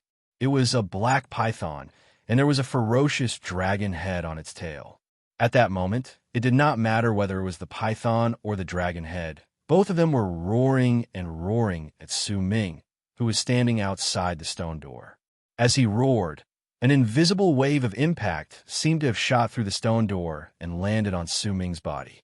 It immediately impacted his memories, and when it did so, Su Ming felt as if his mind had been torn apart, and a galaxy was forced to appear before him. There were countless stars in this starry sky, and these stars were rapidly arranging themselves to form a huge whip. Those who enter the mansion are fated to meet you. 3 doors can be opened, and 3 doors will not be opened unless it is the master. I will grant you the projection of the stars to search for the master's tracks. There was an ancient air to that voice, but it echoed in Su Ming's mind like thunder. It trembled his body, causing him to lift his right hand and stagger 3 steps backwards. Blood trickled out of the corners of his mouth. When he lifted his head, he stared at the stone door that was rapidly becoming less transparent. When he looked over, he did not see the python or the dragon head, but a black rope bracelet floating in midair in the chamber. That item was the rope with the 9 reverse spirit pearls in Xianzang's right hand. Su Ming wiped off the blood at the corners of his mouth. His goal for coming to this place was the space whip. A glint appeared in his eyes, and when he lifted his right hand, the power of time gathered on him. He pointed at the stone door where the space whip was. Yet at the instant Su Ming pointed forward, the stone door shuddered with a bang. A huge rebound tumbled backwards and charged towards Su Ming, as if it had reflected the power of reversing time back at him. When it was about to drown him, he swung his arm, and the power of reversing time immediately disappeared. With a dark expression, he stared at the stone door for a long time. Time reversal doesn't work on this door. Su Ming frowned. He swept his gaze across the cave abode, and his eyes fell on the ancient mirror. At the instant he saw it, a thought appeared in his mind. Once he slowly approached it, he looked at his own reflection in the ancient mirror, and what he saw was Wang Tao's face. He stared at the ancient mirror quietly and fell into a moment of pensive silence. Then he slowly sat down on the cushion in front of the ancient mirror. At the instant he did so, he lifted his head. When he looked at the ancient mirror, a brilliant light shone in his eyes. "I knew it," Su Ming said softly. What he saw in the ancient mirror was no longer Wang Tao, and neither was it Su Ming. Instead, he saw a face he would never forget. Xianzong, who was dressed in a black robe and meditating. If that's the case, Su Ming sighed softly. When he lifted his right hand, he cut the tip of his finger. When blood flowed out, Su Ming flung his right arm, and 3 drops of blood immediately flew out to land on the 3 sealed doors. At the instant the 3 drops of blood landed on the 3 stone doors, they immediately let out a loud roar and turned blood red. Then, as if they were melting, the blood spread out, causing the stone doors to open. At the instant the stone doors were opened, the space whip with the head of a python and the tail of a dragon flew out and charged towards Su Ming. Su Ming was silent. He did not dodge, but when a resolute look shone in his eyes, he lifted his right hand and stretched it towards the incoming python. At the instant the python closed in on him, its body disappeared and turned into a black chain that wrapped itself around Su Ming's right wrist. At the same time, the feng shui compass in the chamber with the woman's skeleton flew out with a buzzing sound. When it closed in on Su Ming, it fused with the cushion under him, causing a huge feng shui compass to appear beneath him. Su Ming lifted his head quietly, as booming sounds shook the sky and earth in the cave abode. As if the earth was shaking and the mountains were swaying, he looked towards the ancient mirror again. "I'm not you," Su Ming said faintly. The fourth chapter. Chapter 1559. As of today's fourth chapter, there are already 75 chapters updated this month. Among them, there are 3 chapters with 2,000 words. Even if we only update 2 chapters, that's a total of 74 chapters. At the beginning of the month, we promised 80 chapters. Now it seems that I can achieve that. Then let's change our target. How about 90 chapters? Using explosive power to exchange for monthly votes. You're tuning in to the Warrior Lore YouTube channel. Don't forget to subscribe and join us on this journey to catch the most captivating stories.